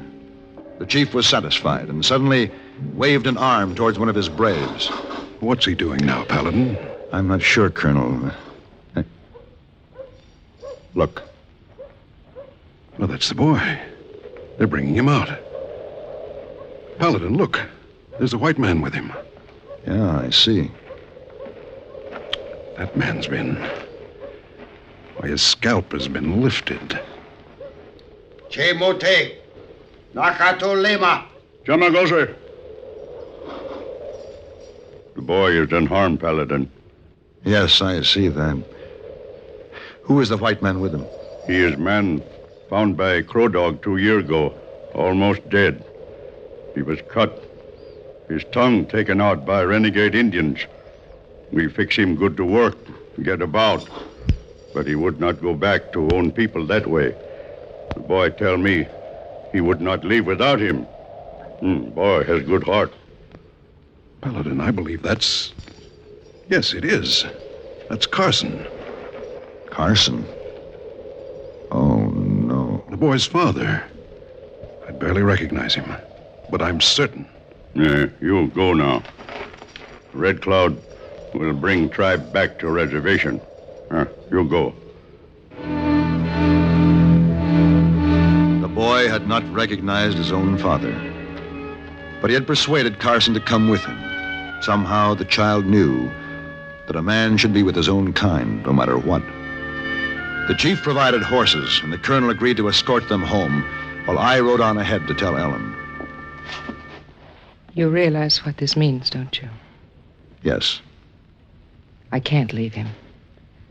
I wouldn't even if I could. He's my husband. I understand, Ellen. Do you? I wonder if you could possibly know how I feel. Ellen. You'll be leaving for San Francisco now, won't you? Yes. I'll have to be getting back, Ellen. Yes, of course. Well, Captain Paladin, I'd better pull myself together, hadn't I?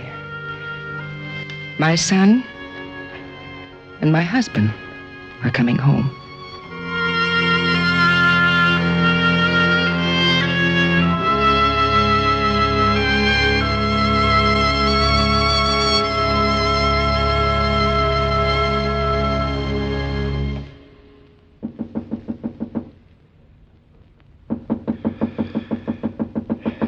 Yes, come in.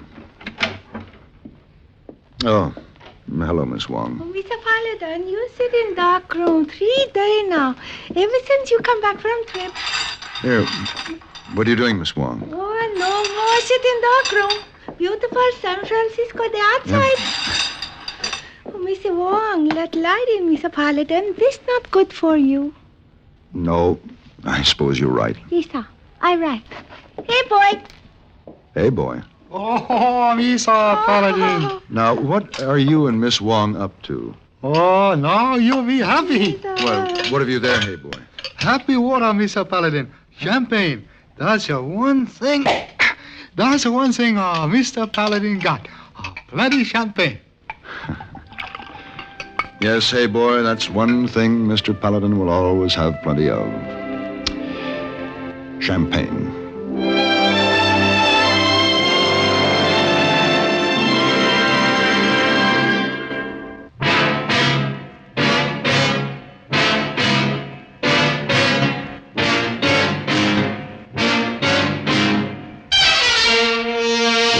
Have Gun Will Travel.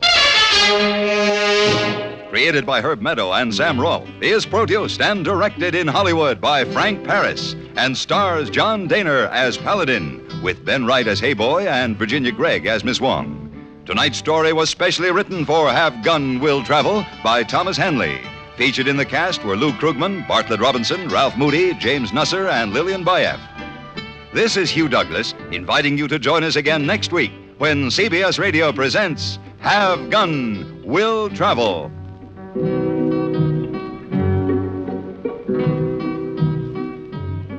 Have Gun Will Travel is brought to you through the worldwide facilities of the Armed Forces Radio and Television Service.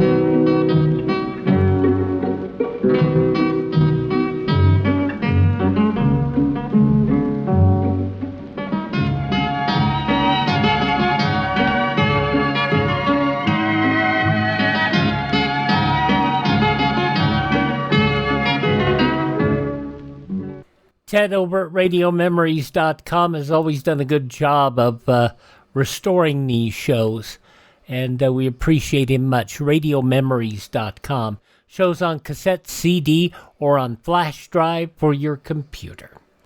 Coming up next here, we are going to go to the realm of fantasy as we hear about the diamond as big as the Ritz.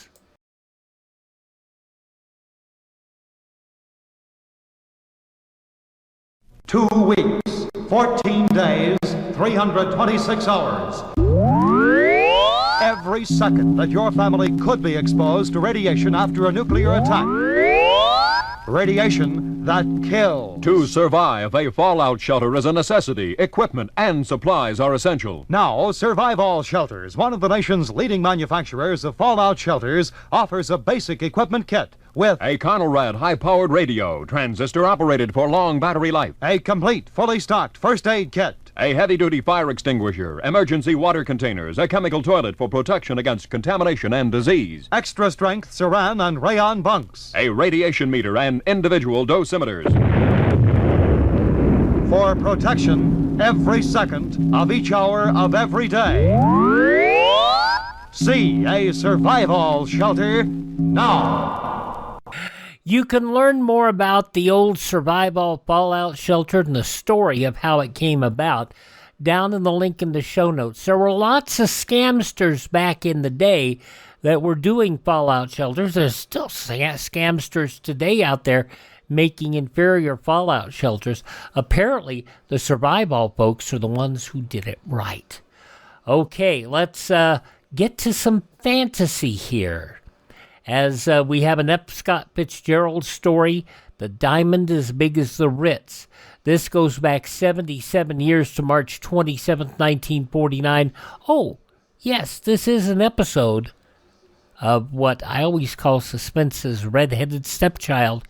Never got the respect it deserved, but they did some good shows, and this is one of them, Escape.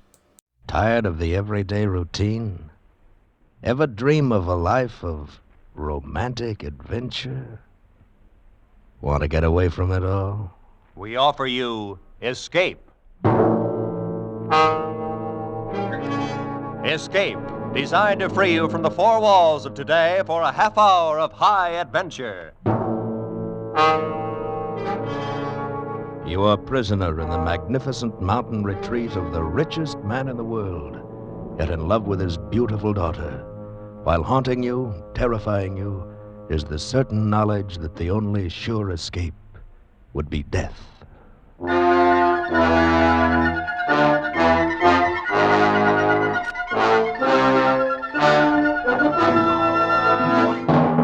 Today, with Sam Edwards starred as John Unger, we escape to an isolated plateau in the Rocky Mountains and the strange story of a stranger family, as F. Scott Fitzgerald told it in his fascinating tale, The Diamond as Big as the Ritz.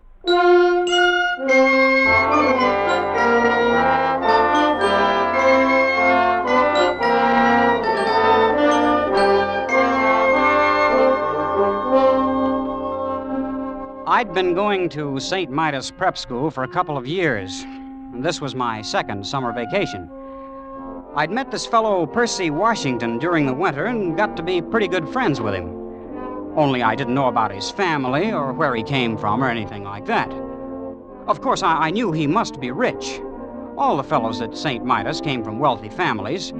So when he invited me to spend the summer at his home out west someplace, that was okay by me. We'd been traveling on the Super Chief overnight when Percy first mentioned it. I don't even remember now what led up to it. We'd been talking about first one thing and then another. Exactly where is your home, Percy? I mean, you bought the train tickets and all, so I... Well, it's in the Rockies. Sort of, that is. In the Rockies, huh? Pretty wild country, isn't it? Some of it is. And now you take Hades, Missouri, where I come from. It's been settled for 150 years. One of the first towns on the Mississippi River. Indeed. Oh, sure. That's very interesting. You know, I sure do appreciate your not making jokes about it, the way some of the fellows do when I say I come from Hades. John, do you know that my father is the richest man in the world? Oh? By far the richest. I read about a man that paid taxes on a $5 million income. Small fry.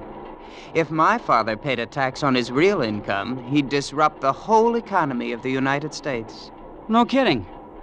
Oh, I like rich people. The richer a fellow is, the better I like him. My father could buy out all the millionaires in the country and not even know he'd done it. Is that a fact? I visited at the Schlitzer Murphys once. They're plenty rich. Why, their daughter, Vivian's got rubies as big as hen's eggs. I like jewels. Always have. I used to collect them instead of stamps. And diamonds? The Schlitzer Murphys had diamonds as big as walnuts. Oh, that's nothing. Huh? Nothing at all. My father has a diamond as big as the Ritz. Oh. Please. I'm not joking. But you mean as big as the Ritz-Carlton Hotel? Exactly. My father has a diamond as big as the Ritz.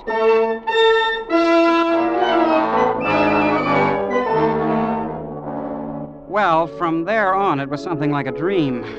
We got off the train about dusk at a little whistle stop where there was no town or anything, not even a station, just a broken-down old buggy. Well, Percy and I climbed in, and without saying a word, the driver cracked his whip, and off we went. I don't know how far we traveled. We didn't seem to be following any road. And after an hour or so, it got dark. The driver kept right on. I hope you'll pardon this inconvenience, John, but we have to take certain precautions, you know. Oh, that's all right, Percy. Anyway, we're almost there. You're home, you mean? Oh, no. To the place where we consider it safe to transfer. Transfer? What do you mean? There's the signal now. Headlights. Pull up the horse, Absam. They've seen us. An automobile. Yeah, but how? There's no road. Oh, it's special built. Doesn't need roads. Welcome home, Master. Good evening, Gigson. Come on, John, let's get in. Gosh, what's the body made out of? Silver? No, platinum. Those are emeralds in the hubcaps. And the upholstering. It's fur. Mink.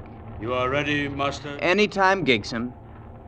You'll probably notice, John, the exceptional brightness of the headlights. The lenses are cut from diamonds. Boy, what a car. This old junk heap? We use it for a station wagon.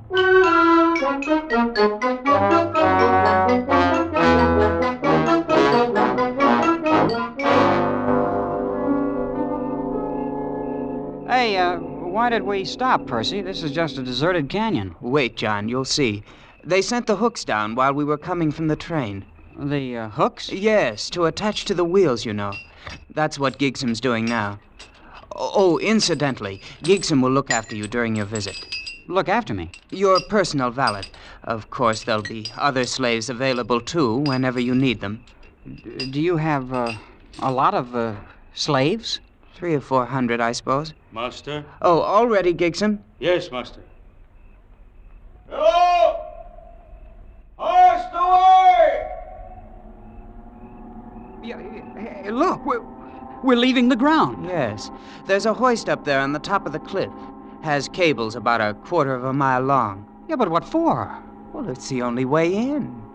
Imagine hoisting an automobile a quarter of a mile up the side of a cliff. It's nothing, really. As you may have guessed, John, this is not going to be like anything you ever saw before in your life.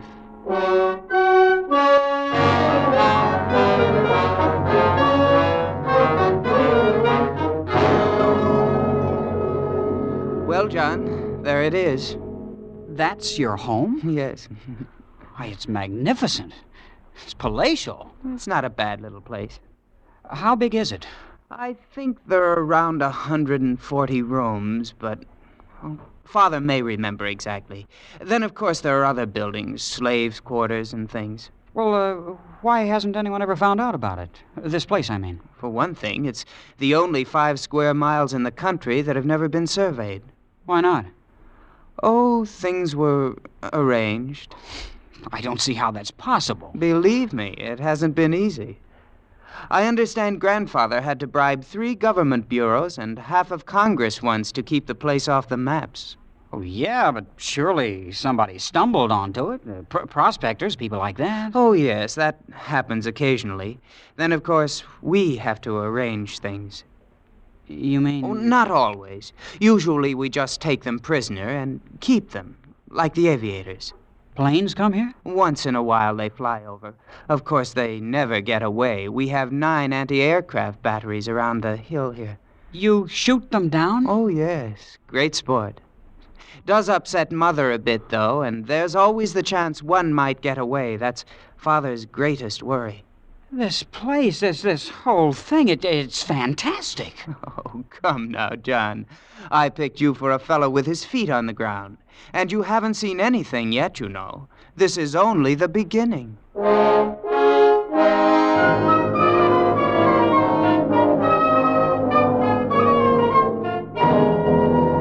And it was only the beginning. We crossed the acres of lawn and entered the great chateau. And from that moment on, vision upon vision tumbled together in a gigantic kaleidoscope of color, symmetry, and exquisite harmony. There were corridors lined with gleaming crystals, lit by lamps cut from emerald, and great halls carpeted with chinchilla fur and ermine. Why, even the air I breathed carried a subtle fragrance, like the scent of platine. There was a white-haired man, pink-faced and pleasant, who was Percy's father. More champagne, Mr. Unger. Oh, thanks, Mr. Washington. It's very good. Ah, it's the very best. I have it made specially by Paul Masson himself. Gosh, really? However, Mr. Unger, I don't want you to think our life here is just a bed of roses.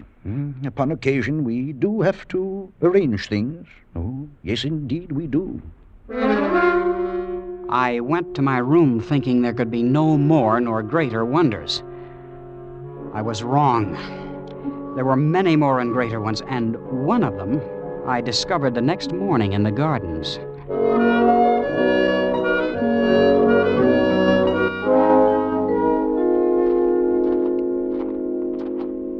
Hello there. Yeah? Yeah. Oh. You're lovely. My name is Kismine. You're John Unger. You're a friend of my brother. Are you from the East? No. At least, not exactly. I'm from Hades. Oh? Missouri.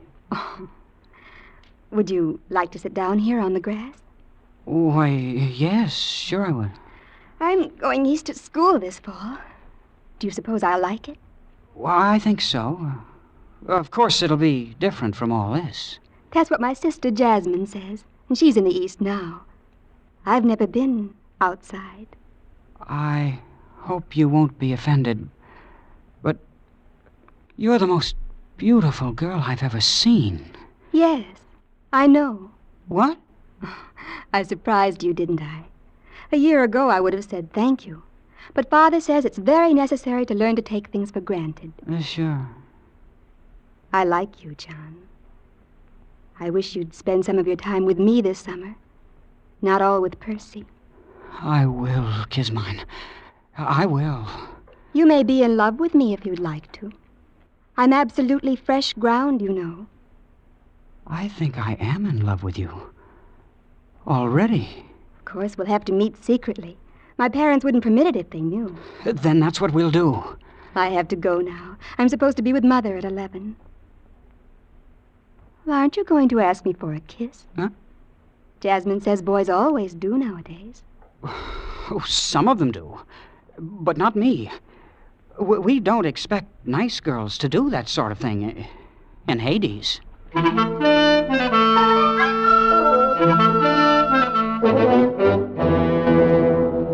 It was a funny thing. Percy's family were polite, friendly, always smiling.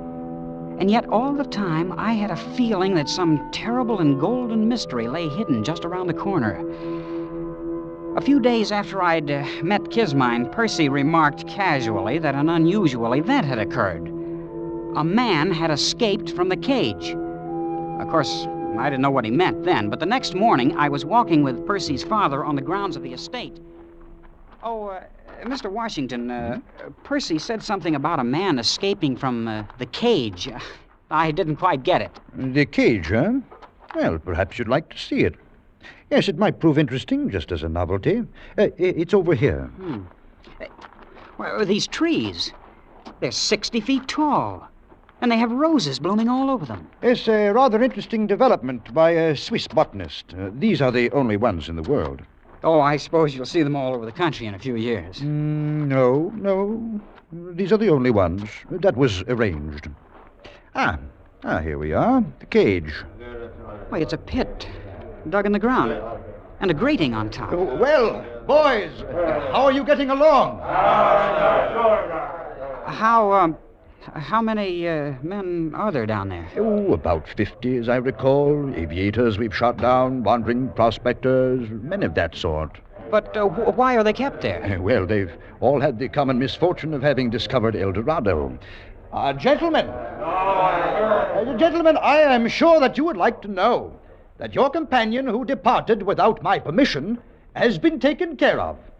He was shot by some of my agents in 14 different places. Golf, Mr. Unger? They found him then, the man who got away. Well, actually, by places, I meant towns. No, my agents were overeager. They shot 14 men, but none of them could offer a positive identification. So I'm afraid the man I seek may still be at large. You see, Mr. Unger, it's not all utopia here. We do have our difficulties. Isn't it a little unnecessary, holding them like that? Not at all. It's the only way to keep this place hidden.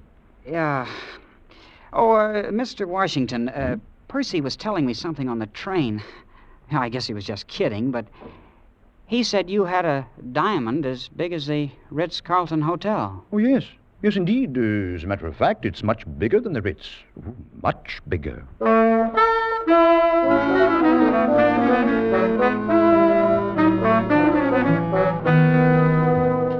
Well, summer went on, and I was more and more in love with Kismine.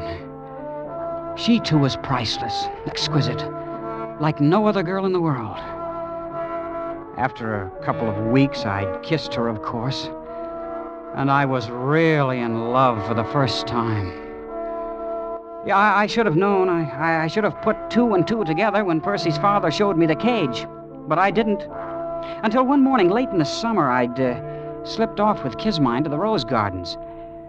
Kismine, I think we ought to elope. I don't know. It would be much nicer to be married here, but then it would be much more romantic to elope. All the Sunday supplements would write stories about it. Oh, Kismine. I knew an heiress from Omaha once, but I don't think you'd like her. She visited my sister here. Oh, you've had other guests then, huh? Well, yes, we've had a few. Oh, wasn't your father ever afraid they might talk outside? Well, to some extent. But let's talk about something more pleasant. What's unpleasant about it? I grew quite fond of some of them. You mean they told? And your father... They didn't get a chance to. Father had to be sure. But that's murder. Well, what else could we do? In the cage, they'd be a constant reproach to us. And Father does it so nicely. They're always drugged in their sleep. And we tell their families they died of scarlet fever in Butte. I'm not sure what effect that has on the statistics there. Of all the horrible... No, it's not. After all, it would be terribly boring here without ever having anybody. Why, Father and Mother have sacrificed some of their best friends. That's what they plan to do with me, then. See, now you're sort of depressed. I knew you would be. And we could have had such fun. Fun? Couldn't you try to forget it? And be nice to me until you're put away? It's only for 2 or 3 weeks. You'd go on this way? Kissing? Talking about love? When you know I'm not much better than a corpse? You're not a corpse. You're not. I won't have you saying I kissed a corpse. That wasn't what I said. You did, too. I did not. You said Just a moment. Father. Who kissed a corpse? Nobody. We were joking. Now, you two haven't any business here anyway. Kismine, you go read, go play golf, and don't let me find you here when I come back. Yes, Father. Yeah, well, good day, children. You see, now he knows. You've spoiled it all. You don't really love me. Kismine, you... Oh, what's the use?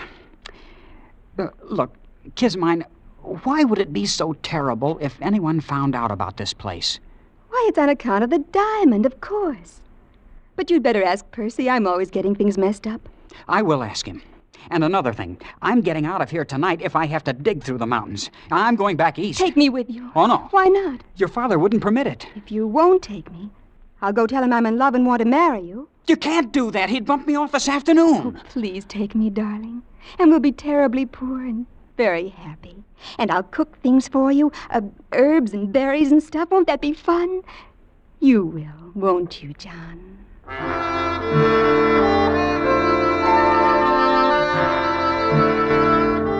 Well, my head was really in a whirl. This whole thing was fantastic. And so was the family. Even Kismine. I couldn't think of anything to do, but I rushed to see Percy. But, John, why didn't you ask me before? Because I thought you were kidding all the time. I know. You wouldn't have believed me if I had told you. I'm ready to believe anything now. Well, it was Grandfather who started the whole thing. Purely an accident. He came out here from Virginia and stumbled onto it. Onto what? The diamond, of course. Grandfather spent 2 years going around to different cities of the world, selling bits of it. And then he started building this place. First, he started putting his money in jewels, and then he found the radium took up much less space. Father's carried on since, you know. But why the secrecy? Oh, it just wouldn't do if anyone found out. Ruin the economy of the world. The thing's too big. This thing has been going on for 3 generations. The cage, this thing of inviting friends. Oh, yes. You see, there wasn't really any danger before airplanes. They're what worry us. And you knew when you invited me here what would happen. Please, John, I thought you'd be more sensible about it. After all, you can see my position. Yeah? Where is it? Where do you keep this diamond that's caused so cockeyed much trouble? I thought you'd guessed. You've noticed the hill the chateau stands on. Oh, yes, but... It contains a cubic mile. And except for a thin covering of dirt, it's one big, solid diamond.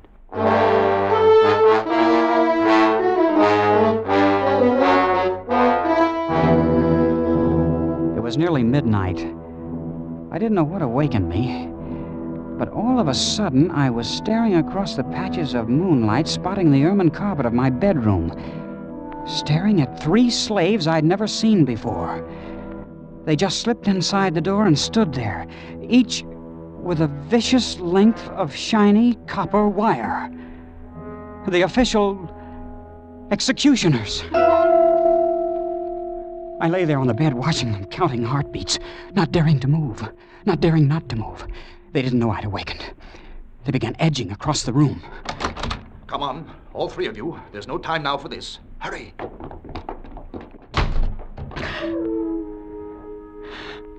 I took one long, deep breath, the first in several moments. Then I was out of the bed in an instant, throwing on my clothes and dashing through the long crystal corridor to Kismine's room. Kismine, are you awake? John, over here by the window. So they woke you up, too. If you mean 3 of your father's slaves... No, airplanes. Airplanes. So that's what it is. At least a dozen. I saw them crossing against the moon.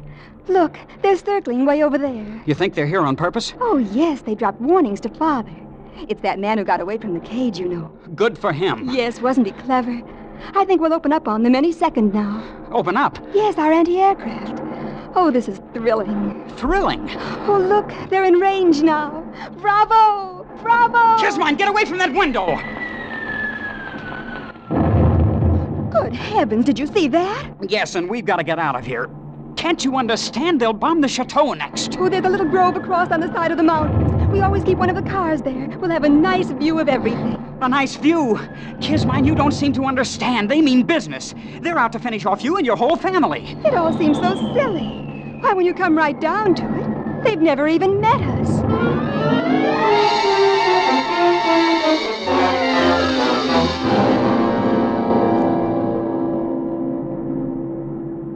Is it morning yet, John? Seems to be getting lighter. It's quieter, too. It's your guns. They're knocked out, every last one of them. Well, it won't be long now. Seems such a shame. The family put so much work on the place. Everything's always been so pleasant. Yeah. You'd better get some sleep, Kismine. I'm gonna walk down the path a little ways. You'll come back. Yes, Kismine. I'll come back. At the edge of the wood, I stopped and looked out across the valley, toward the wrecked chateau standing on its diamond hill in the center. The bombing had stopped. The planes droned over the far rim of the plateau, seeking some sort of formation. And then, on a small knoll just below me, 3 men appeared suddenly from the underbrush. The first one strode imperiously ahead, and the other 2 bore a heavy burden between them. It was Mr. Washington and 2 of the slaves. All right. This is far enough. We'll stop here. Now, hoist it up. The burden they held up to the heavens was an immense diamond. Now, you up there. I could see no one else anywhere in view. You up there. I want you to understand, this is only a sample. I'll give you 1,000, cut as fine, set in pedestals of platinum. And I'll build you a tower 1,000 feet high, cast of solid gold. And on the top of it, I'll put one diamond 100 feet across. A thought began to dawn on me, but I couldn't believe it. I'll letter your name on the temple in emeralds, and I'll see that the whole world worships at its base. All you have to do is to make everything the way it was before. Mr. Washington was offering a bribe to God.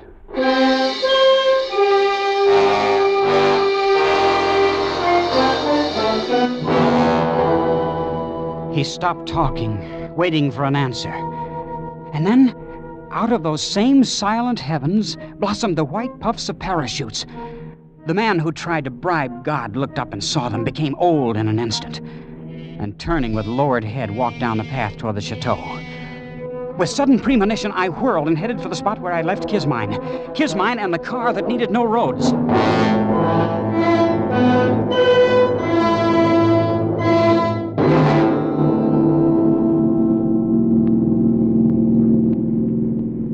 Haven't we gone far enough, John? I suppose. We're 10 miles from the chateau. It's all so hectic. This rushing about and losing sleep and everything. Hand me those field glasses. Here they are. Can you see anything? No. Oh, wait. What is it? It's your father and mother. And Percy. They're going into a tunnel down below the chateau. Wait, I remember now. The mountain's wired. Some kind of atom bomb. Atom? You mean atomic bomb? That's it. Father always said it would disintegrate the whole works, diamond and all. Of course, he only regarded it as a last resort. So he'd rather have it like that. They're all inside the tunnel now. The paratroopers are moving in. I don't suppose there's really anything to be done about it now. And there wasn't.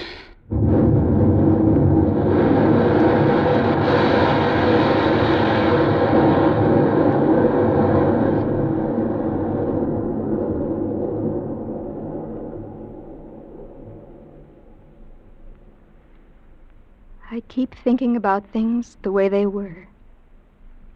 It was all so pleasant. I don't suppose it will ever be exactly like that again. Not ever, Kismine. And maybe it never was. You know, youth is a time for dreaming, and dreams die too. I'll probably have to take in washing.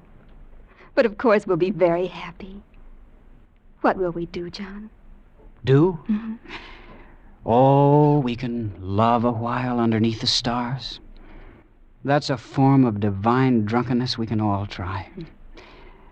And then there may be other diamonds in the world, who knows? And even though it's a shabby gift, there's always disillusion. Turn up your collar, Kismine, before you catch pneumonia. Mm-hmm. Let's go to sleep.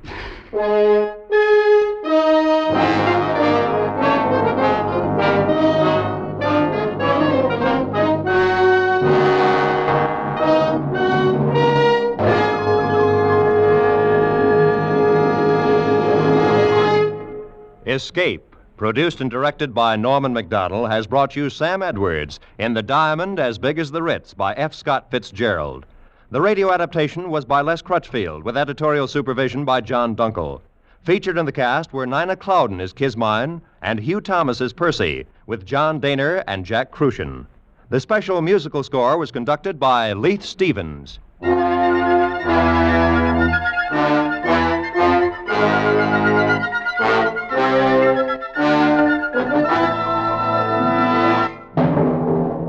One week from tonight at this same broadcast time, CBS will hail the return of The Adventures of Ozzie and Harriet, the delightful situation comedy show which began its career on CBS 4.5 years ago. As they take their place among the stars on CBS's 10 great Sunday night shows, Ozzie and Harriet will celebrate their homecoming by presenting to their CBS audience their own sons, David and Ricky. So remember to be here next Sunday evening, April 3rd, as Ozzie and Harriet return over most of these same CBS network stations at 6:30 Eastern Standard Time. Now, stay tuned for the Jack Benny Show, which follows immediately. This is Roy Rowan speaking.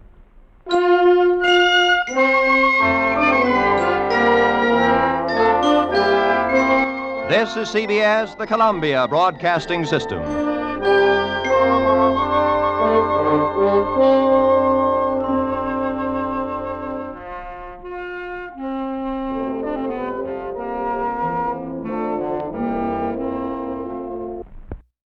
CBS always treated Escape as filler because it wasn't as easily sponsorable as other shows were, like Ozzie and Harriet, who would end up over at ABC with a 10-year non-cancelable contract, as we've told you before. But Escape, The Diamond as Big as the Ritz, 77 years ago, March 27th, 1949, here on Classic Radio Theater with Wyatt Cox. We'll head to Wistful Vista shortly and check in on Fibber and Molly.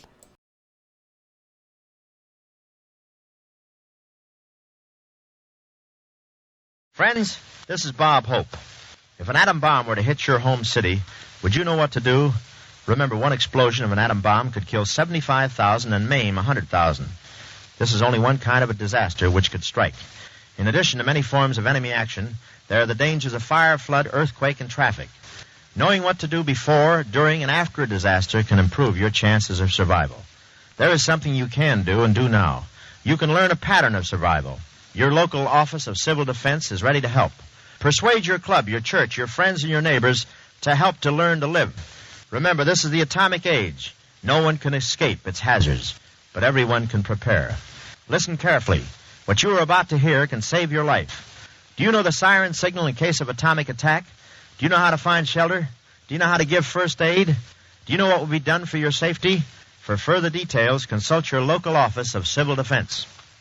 All right, let's wrap up this edition of Classic Radio Theater by heading to Wistful Vista, 79 to be precise, and see what was going on this date 71 years ago, March 27, 1955, in the life of Fibber McGee and Molly. It's time for Fibber, McGee, and Molly.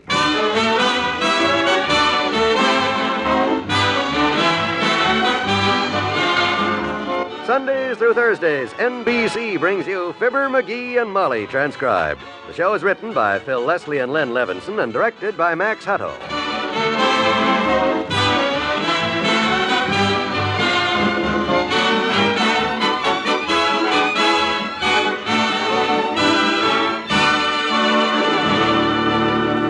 Before we start our story tonight, let's look in briefly on the McGees. Traveling, gardening, painting pictures, hobby shop. What are you doing, McGee? I'm making a list of things folks like to do when they retire. Well, add sitting to that list, will you? That's what you like to do. Anyway, who's retiring? Well, not me. Not yet. But retirement is something that every man jack of us thinks about from time to time. Every woman Jill of us, too, McGee. Well, go ahead now. There's more to retiring than just thinking about it. Uh-huh. Retirement, that is really carefree retirement, has to be planned for.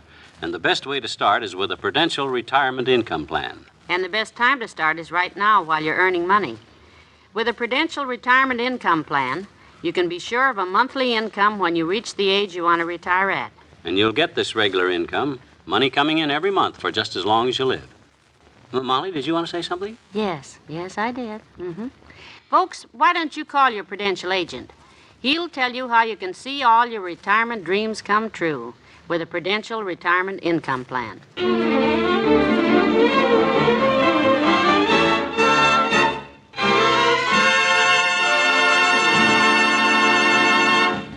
Oh, it's a nice, quiet, peaceful afternoon at 79 Wistful Vista. And Mr. McGee is enjoying it to the utmost. Oh, it's sure nice to relax, kiddo. Mm-hmm. Spread out in my big easy chair, my new carpet slippers on my feet. Yeah. Well-drawing alfalfa in my mouth. Funny pic. Dad, rather, wouldn't you know that somebody would... Who in the world can this be? McGee, I got no time to lose. Hiya, Molly. I need my lightweight airplane suitcase, quick. The one you borrowed for Chicago last fall. Oh, of course, Doctor. I'll run and get it right away. Well, what's all the fuss and fury, Fatso? Thanks, Molly. I'm flying to Miami in 40 minutes. Yeah? Under your own power or by plane? Plane, funny man. Lucky, got the last reservation. Oh? Only plane till tomorrow, and tomorrow'd be too late. Hey, old-timer, where are you with that suitcase? Old-timer, boy, you are in a swivet. Molly's the one that's getting the suitcase, remember? Molly, the one in the dress? Well, this is my other one. Here's the suitcase, Doc. Hi, Johnny. Set it right here so I can transfer my stuff. Old-timer's going to the airport with me and drive my car back. Boy, the way you're moving around here. Hey, what you doing scattering your clothes all over our living room floor? I'm reducing the weight of my baggage. Switch to the light suitcase. Keep it down to 40 pounds. Here's your suitcase, Doctor. Sorry we didn't return it before. Oh, that's all right, Molly.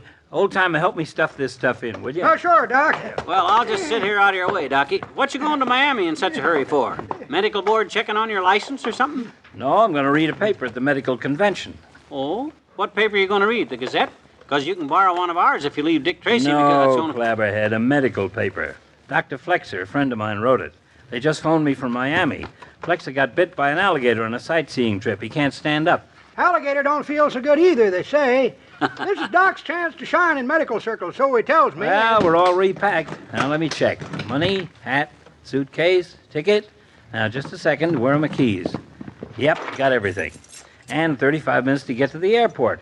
Come on, old-timer, we'll just make it. Goodbye, McGee. Molly, I'll send you a coconut from Florida. So long, kid. Well, so long. Have a nice trip. Boy, I haven't seen old Fatback move that fast since the night he was sitting here listening to the radio with us, and word came through that the pot of gold was calling his number. I remember. Yeah. You know that front screen door of ours with the Dr. Gamble-shaped hole in it is still sitting in our garage? He didn't get home in time to catch the call either, which just proves the old saying that haste makes waste.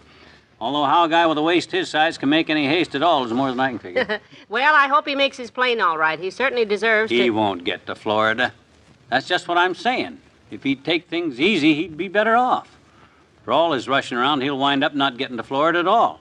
What do you base that on? I base it on he went through here so fast he laid his plane ticket down to find his keys and forgot to pick up his plane ticket again. Oh, McGee, don't tell me. Well, there it is.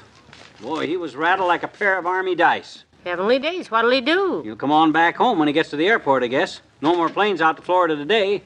Plenty other doctors know how to read anyhow. Somebody else will read the dad-ratted paper. McGee, are you actually going to sit there and let him miss that plane? No, so grab your hat and coat and come on. We can catch him at the airport. Good. Put on your coat and hurry up. I'll run out and start the car. Oh, no. Huh? The car's out of gas. Oh, dear. Remember last night we coasted into the driveway and you said... Dad-rat the dad-ratted luck. That's what you said. Your very words. Oh, McGee, what are we going to do? A cab. I'll get a... Hello, operator. Hello, operator. Give me the cab company and have... No, Mert. Not now, Mert. It's an emergency. Yeah, quick. Hello, cab company. Rush a cab to 79...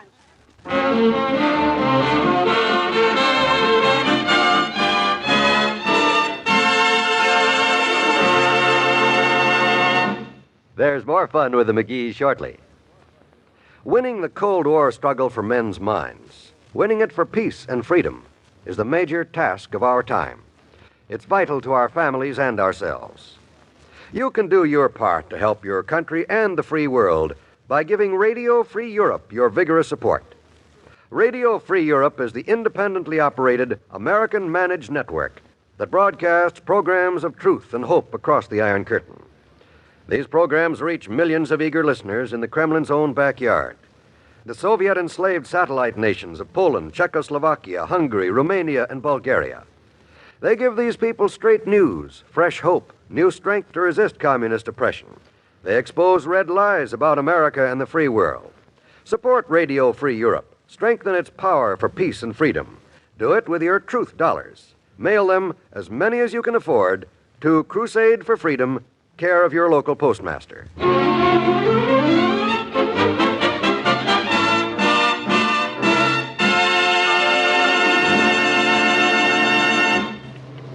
I still don't know how you got over to our house so fast, Bud, but I gotta hand it to you.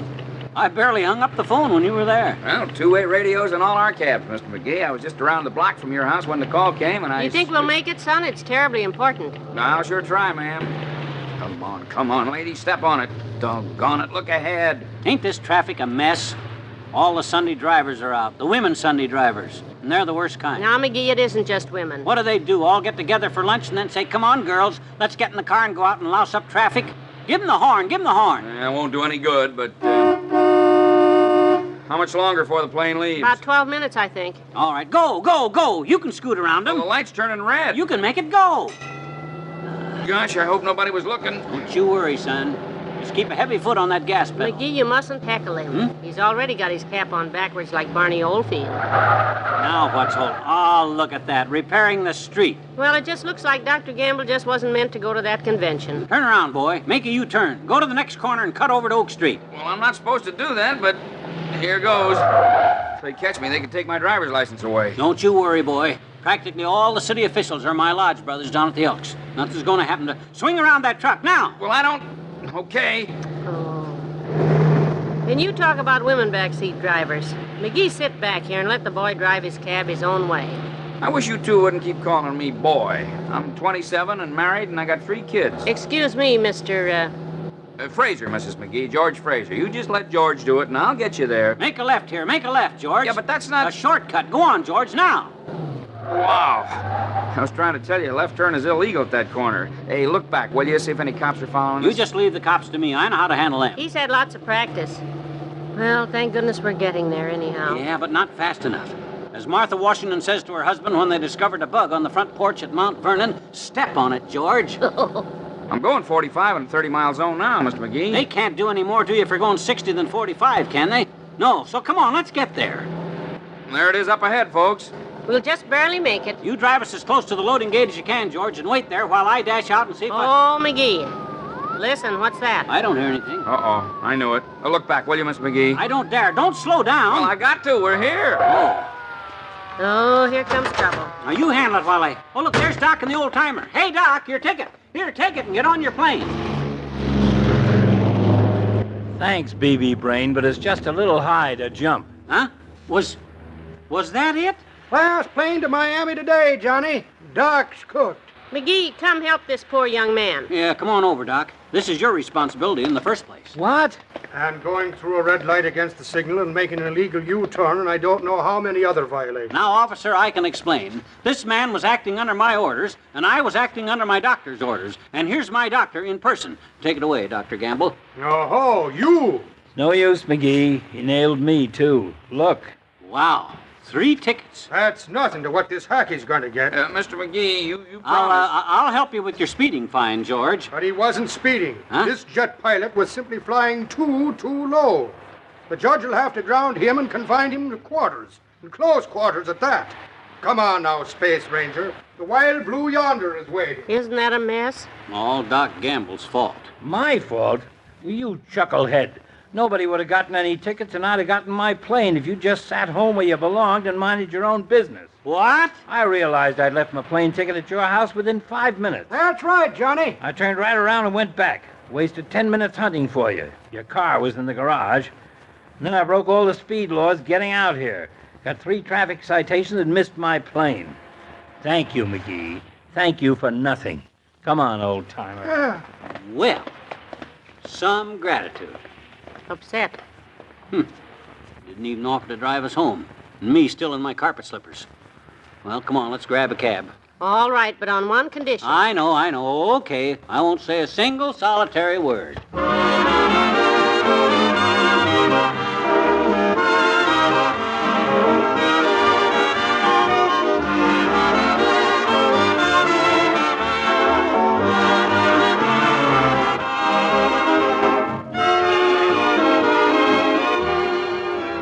We'll say goodnight to Fibber and Molly in a moment. You have a friend, and a dependable one, too, who's with you right now and all through the busy day. I mean, of course, your radio. A constant companion you can depend upon for the very best in entertainment. Entertainment, for example, to lighten your daytime chores and speed those tiring workday hours on their way. In the mornings, there's Mary Margaret McBride, whose informed commentary covers a wide range of fascinating subjects, from world affairs to household hints. And morning listening also means quiz fun with 2 favorite question and answer shows, Strike It Rich and The Phrase That Pays. Then in the afternoon, dramatic entertainment with your longtime friends like Just Plain Bill, Stella Dallas, and young Widder Brown. And dramatic entertainment of a different sort with a new favorite, the engaging daytime serial Hotel for Pets, an unusual NBC feature with an amusing, refreshing theme. All these and many more, Monday through Friday, on NBC.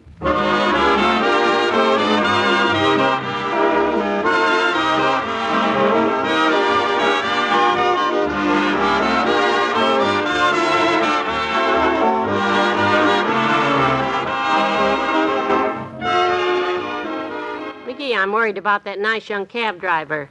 We ought to do something about it. After all, we were responsible. Yep, I was. I've been thinking about it all evening, and I'm going down to the police tomorrow and take the whole blame. Oh, dear. Say, just what is the penalty for reckless backseat driving? I don't know. They'll probably shoot me. What? Out to the road gang for a few days. Oh. I'll know more about it tomorrow. Good night. Good night, all.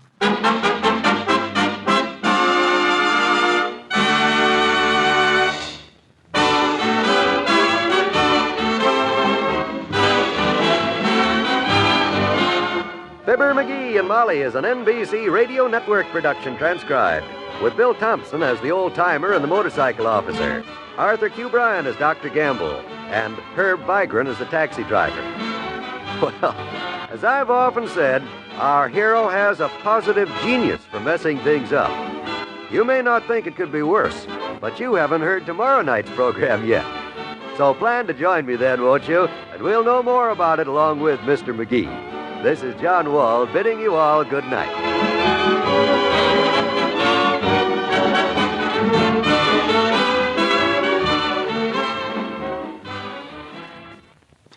Friends, crippled children need clinical care, muscle training, special schooling. But most of all, they need to belong, to be part of the everyday life about them. Don't leave them sitting on the sidelines of life because they're handicapped. Help them by giving generously to Easter Seals. Send your contributions today to Crippled Children in care of your local post office. And there you have it from 71 years ago, March 27th, 1955. Fibber McGee and Molly here on Classic Radio Theater with Wyatt Cox. What's it? Yeah, taxis are what they had before Uber came around. All righty, coming up tomorrow on the program, we'll have a Jack Benny pair of programs with Orson Welles and Your Money or Your Life. And we'll have an episode of the Lux Radio Theater, Naughty Marietta, and we'll have another episode of Fibber McGee and Molly, Heaven Forbid, as McGee drives a taxi. Thanks for being with us. We'll see you tomorrow for more Classic Radio Theater. I'm Wyatt Cox.